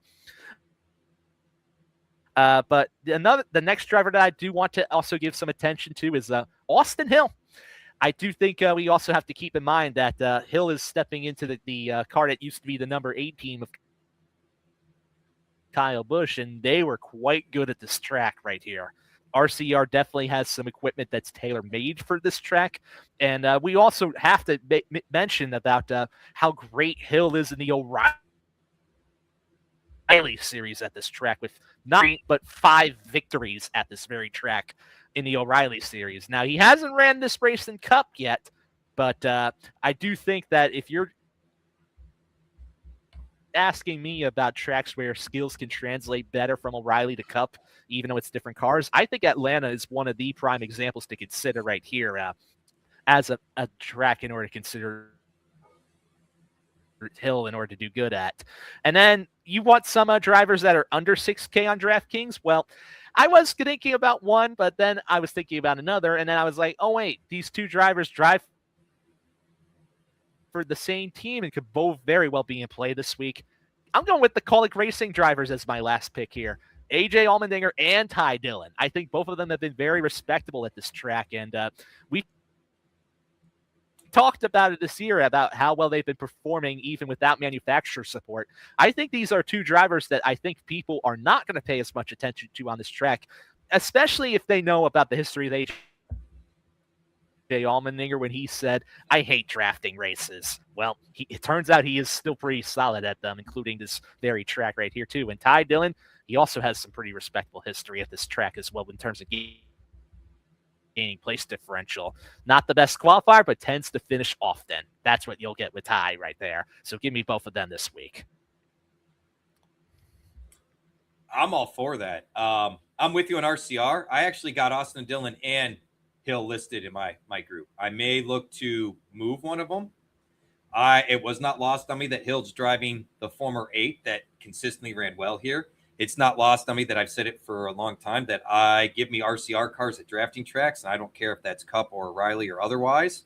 They've had it figured out, and this goes back to Dale Earnhardt. Mike Skinner used to run well on the drafting tracks, as Steve pointed out the teammates back in the day when the 31 existed with Lowe's or Builder Square, one of the two. I think it was Builder Square. But regardless, give me the 2 RCR cars. I do think Zane's worthwhile, so I may have to pivot there. So don't hate on me later when I do that. But I'm with you on the Dinger. The Dinger seems to get it done here. I don't know what it is. Maybe I need to replace Dinger with Zane Smith, but the Dinger seems to get it done. So those are my guys. Yeah, I like Allmendinger as well. I think he's definitely going to be the chalkier play of the group. So we have to be careful with that because it goes against my personal philosophy, which, continues to work out for me. So I just feel like early on, considering the numbers just stick out so much for Allmendinger, it's like almost all logic points to playing him, and it just feels like something could happen, and then you get a bunch of leverage. So I'm a little on the fence with Allmendinger just because of how chalky he might seem to be. Eric Jones, I think, is a good call out. Legacy Motor Club, he can get it done here, and certainly has the manufacturer to help him get it done. Tire, he's good at managing the tires, so I think he could be a little underrated. And Connor Zilic is priced down, and to again, the point we talked about before, he's had a string of bad luck. It's really not been a great season, obviously, but he's a talented driver, and at some point he's going to turn it around. And the last 3 tracks have been first time at the track, the wreck, obviously, in the street course. So there's just been a few different issues. But I would say last week, too, was out of his control. That was not on him. It wasn't like it was his driving that really wrecked him out there. He was just almost in the wrong place at the wrong time, in my opinion. So I like Connor Zilic at sub 6K. That seems like a little bit of a discount for what type of driver and what type of equipment that he's in. And then, to your point, so the one thing I'll say about Austin Hill, he's not on my list, but I'm very interested in Austin Hill if he qualifies really within the top 15, because if he's driving good equipment and he's going to, put up a performance like he normally does in O'Reilly, I would expect him to qualify pretty decently too. So I like him if he qualifies towards the front end. If he qualifies towards the back, I think I'm a little out on him just because it's a higher price point. And if he qualifies towards the back, then maybe he's not handling the Cup car the same way that the O'Reilly car is handling there. And he's also a little bit more susceptible to a wreck coming from all the way in the back. So I like Austin Hill I think he's more of a contrarian play if he finishes or if he qualifies more towards the front. I'm out because he's probably going to drive a lot of ownership if he starts in the back. So really kind of the opposite of like fair point to make. Like a Reddick, right? How we were talking about before. We're out on Reddick if he starts in the front, but in on him if he's in the back.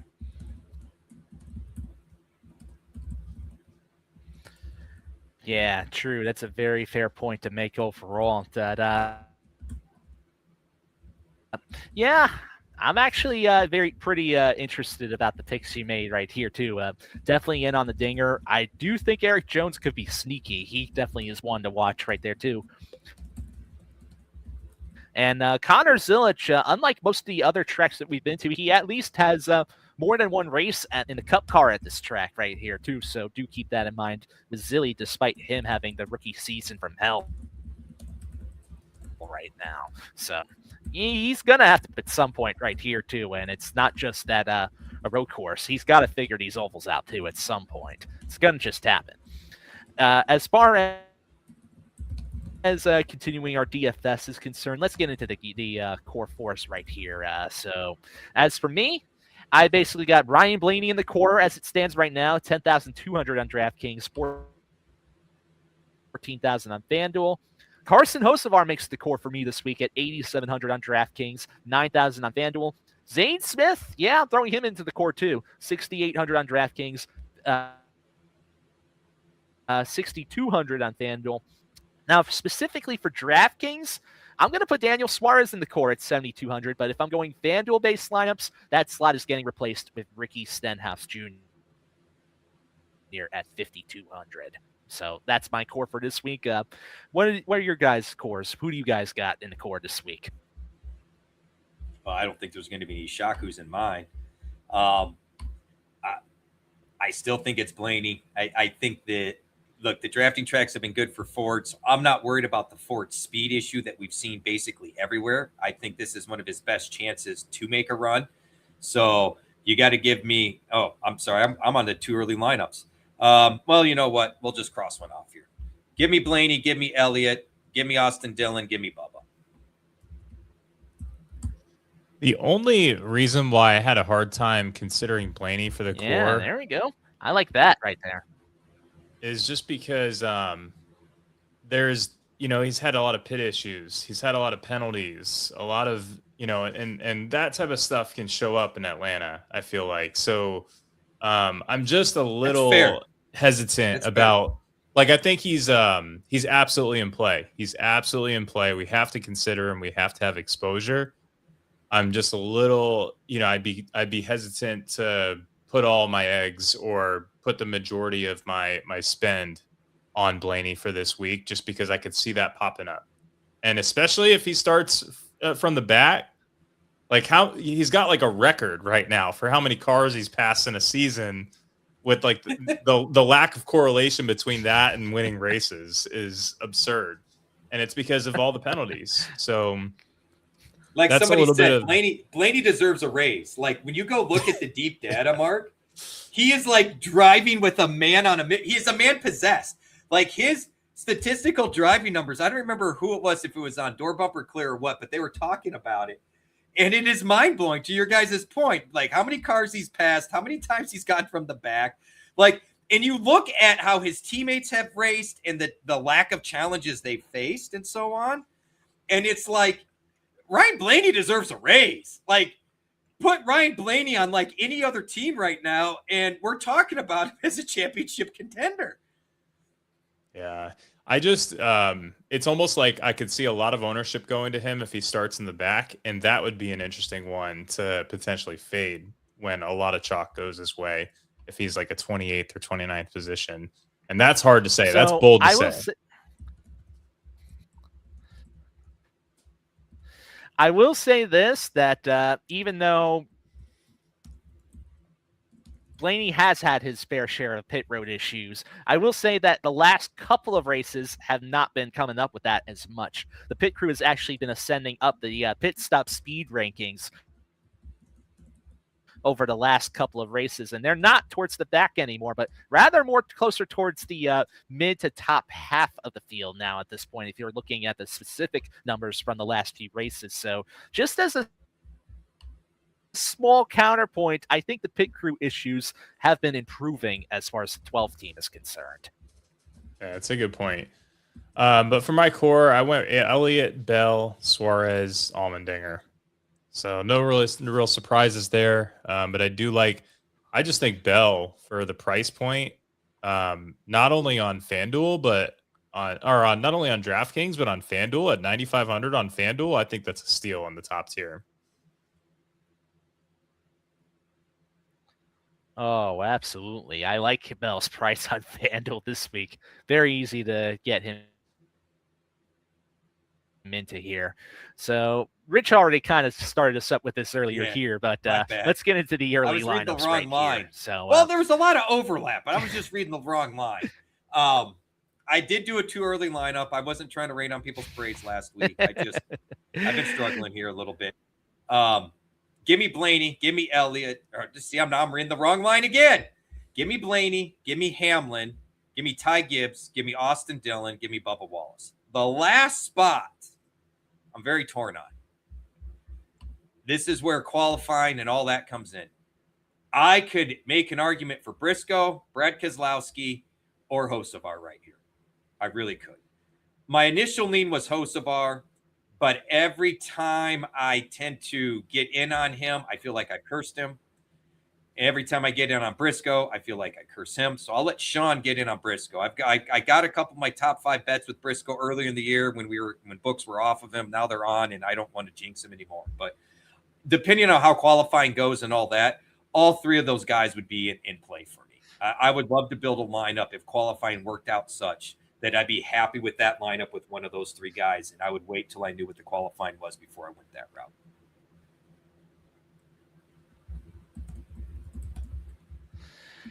Oh boy, you said I was going to be the one in order to get in with Briscoe this week. I'll be honest, Rich, I'm not really on Briscoe too much at this time.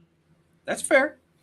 Not fully against him either, Strack, but he's not a driver that I'm putting at the top right here because I'm already jinxing him, Sean. Yeah, I'm already jinxing him. See, if you were on him, it'd been different. See, I'm already jinxing him.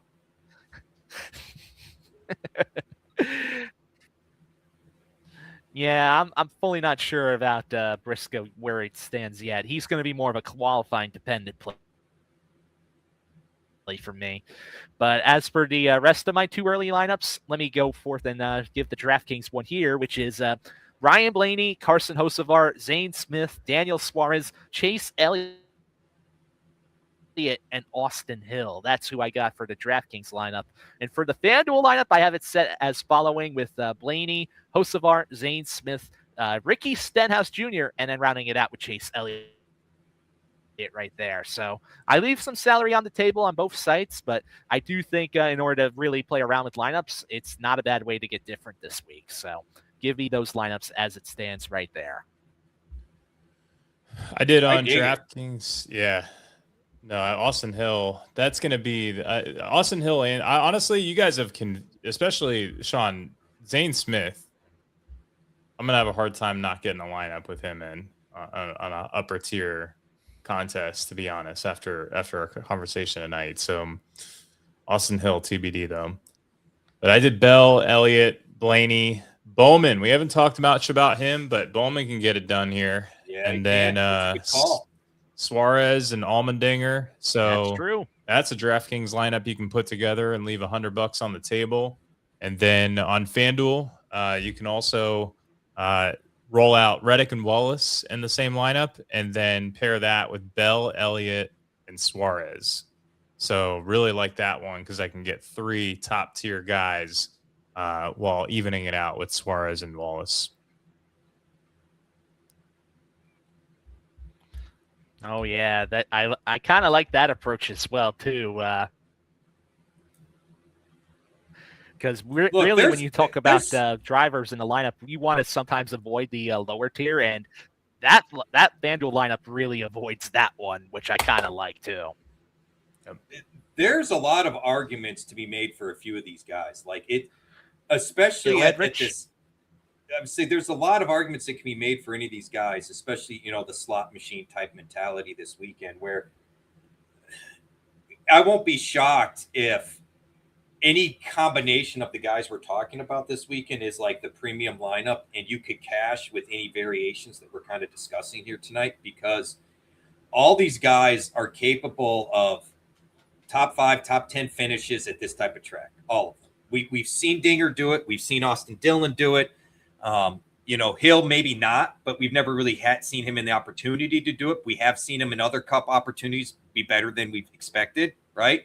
We haven't talked about Riley Herbst tonight in that regard for Atlanta, but would shock me, right? I mean, and Suarez, I've been impressed with Suarez at this track. Like, what he has done at Atlanta the last few years has really impressed me, because this is, in my mind, an old school drafting track where it still meant something when you won at Daytona and Talladega. It wasn't as fluky as it is now. And the fact that a guy that didn't grow up with this type of racing, I think that says a lot about it being a student of the sport type of thing, right? And we've seen that 7 car has been better everywhere this year. Like, I as a guy that was like, Suarez is out after this year, I got to eat crow, guys. Dare I say, he's been like a B driver. I mean, and I don't mean that as an insult. Like, he's clearly above the C and D guys that are out there. There's quite a few.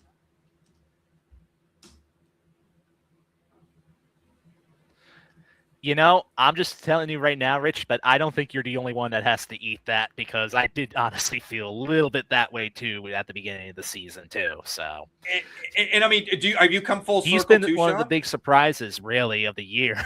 That's for sure. Yeah, I mean, and even the numbers are proving it right there too. Even when you look back towards the Suarez, he's actually kind of a sneaky, solid drafting track racer too. The last 5 drafting track races, all top 15 finishes, with 2 of them being top 5s. Man, and the more you guys talk about Suarez, right there and showing it, that's for sure. I don't think the ownership has caught up on him either. I feel like it's going to be higher this week than normal, but I still don't think it'll be too bad. All right, should we get into our bets, gentlemen? Right there. Yeah, I know.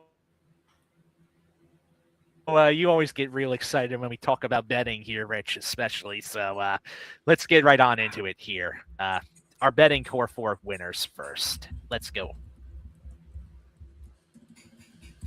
Yeah, I got Blaney plus 900, Bell plus 1400, Logano. We have not talked much about him. It's been a rough stretch for him, but plus 1400 for a guy that's won the race twice. Logano, every time we start counting him out, all of a sudden he starts winning races. So I like that bet. And then Hocevar plus 1600. I feel like that's that's more favorable than we really should have him at. So. Give me Blaney, give me Elliott. I'm with you on Hocevar. And here's the problem, guys. I can't get odds to pull up right now. So I don't know what his odds are, but I want a little Ty Gibbs action. Yeah, he's low, I think. He's plus 3,000. Ooh. Yeah, he's kind of in towards like the McChicken territory, Tell you what, really. I like that. That 30-1 odds on sure. Ty Gibbs. I don't necessarily think he'll win, but go back to O'Reilly and Trucks. He's good at these drafting tracks.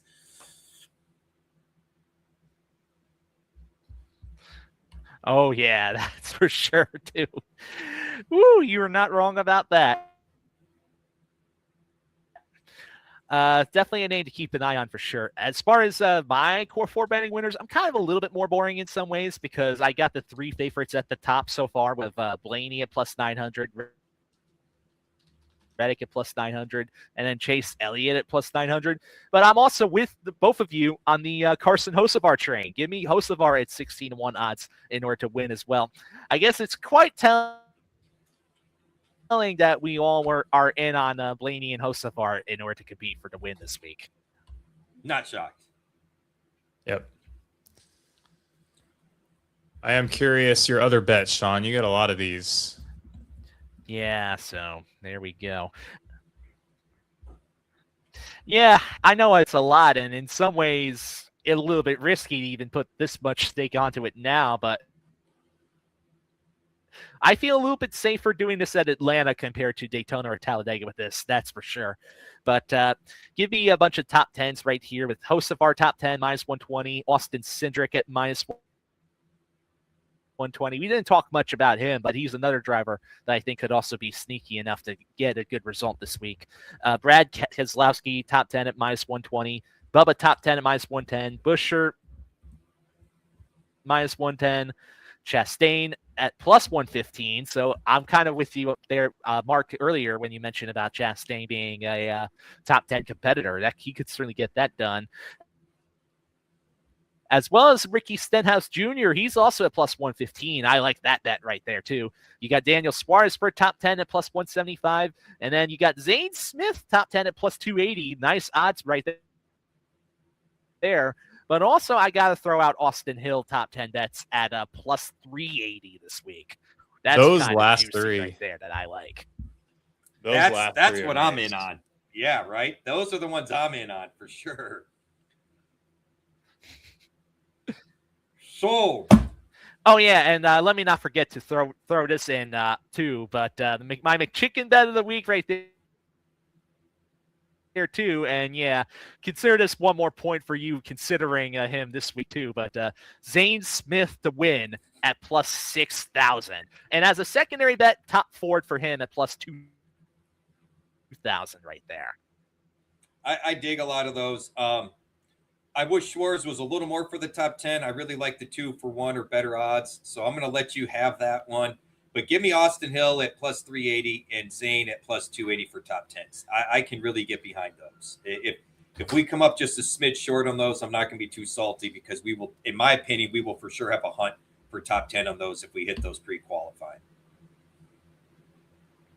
Yeah, I'm not going too crazy with my bets for this week, just because the top 10 scare me, quite honestly, just given the top 10 kind of lack of consistency in the history. So I'm a little nervous about that, but I like the plus money bets that you just mentioned. And then Blaney versus Byron in a head-to-head on DraftKings. I think that's one of our tournament bracket head-to-heads, -120. I like that. Top Chevy, Chase Elliott at +370. I feel like those are pretty good odds for Chase Elliott as the top Chevy. And then my McChicken with Suarez at +3,500. Oh, okay. Well, I already had McChicken with Gibbs. Yeah, so I actually was considering the Elliott. I was considering the Elliott top Chevy bet as well too. That would definitely was a possibility for me too. Because it's like Elliott doesn't have to win the race, so yeah, you're not getting the +900 bet, but +370 to just be the top car in his manufacturer, I think is a little bit more reasonable with still great returns.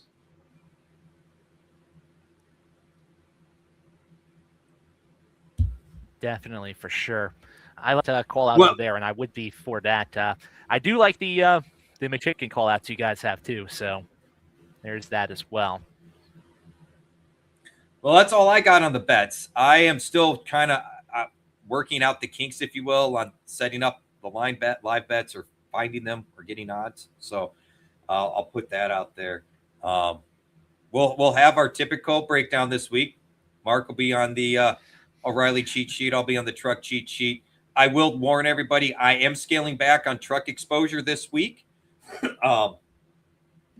It's going to be a weird one. And I say that with confidence because last year's Lime Rock race, it was weird except for the fact Corey Haim dominated the whole thing. Well, we don't have Corey Haim this year. We do have Honeycutt in his vehicle. Honeycutt has been good on the road courses. Lane Riggs will definitely be in the hunt. Chandler Smith will be in the hunt. But beyond that, look, all those guys that Sean kind of, when we went over them and Sean kind of mentioned some truck names, look, these guys are in decent enough equipment that they could be factors. And I don't like guessing. Now, maybe we see something in practice that skews us, but I'll go back to Austin Green at practice. He seemed like an obvious play. Then it wasn't an obvious play. And then it did work out. I don't know about you guys, but I'm not a big fan of guessing, right? Like I like to look at data and find trends. We don't have that at Lime Rock. So just tread lightly. That's all I'm saying. I'm with you on that. Gotcha. That's a pretty good point to make right there. Also, I'm just going to mention this one thing mentioned on the Discord chat yesterday, actually, right here, too. If you're really into narratives, you may want to consider this right here. So if you remember way back in the day when we lost Dale Earnhardt, it took the same amount of races for his replacement to get their first Cup win right there. And that was Kevin Harvick way back in 2001. As you know, took him 3 races later after that, and he got his first win at Atlanta Motor Speedway, of all places, right there, too. I'm just saying, but Kyle Busch has passed away, of course. We lost him earlier in the year. But his replacement, Austin Hill, has not yet won a Cup race. And it just so happens that his car, that Busch's car number 8, basically 8 races later from that since is Atlanta this week. Just saying, if you're into really crazy narratives right there and coincidences, could be something. I'm just throwing it out there. That's all I'm saying.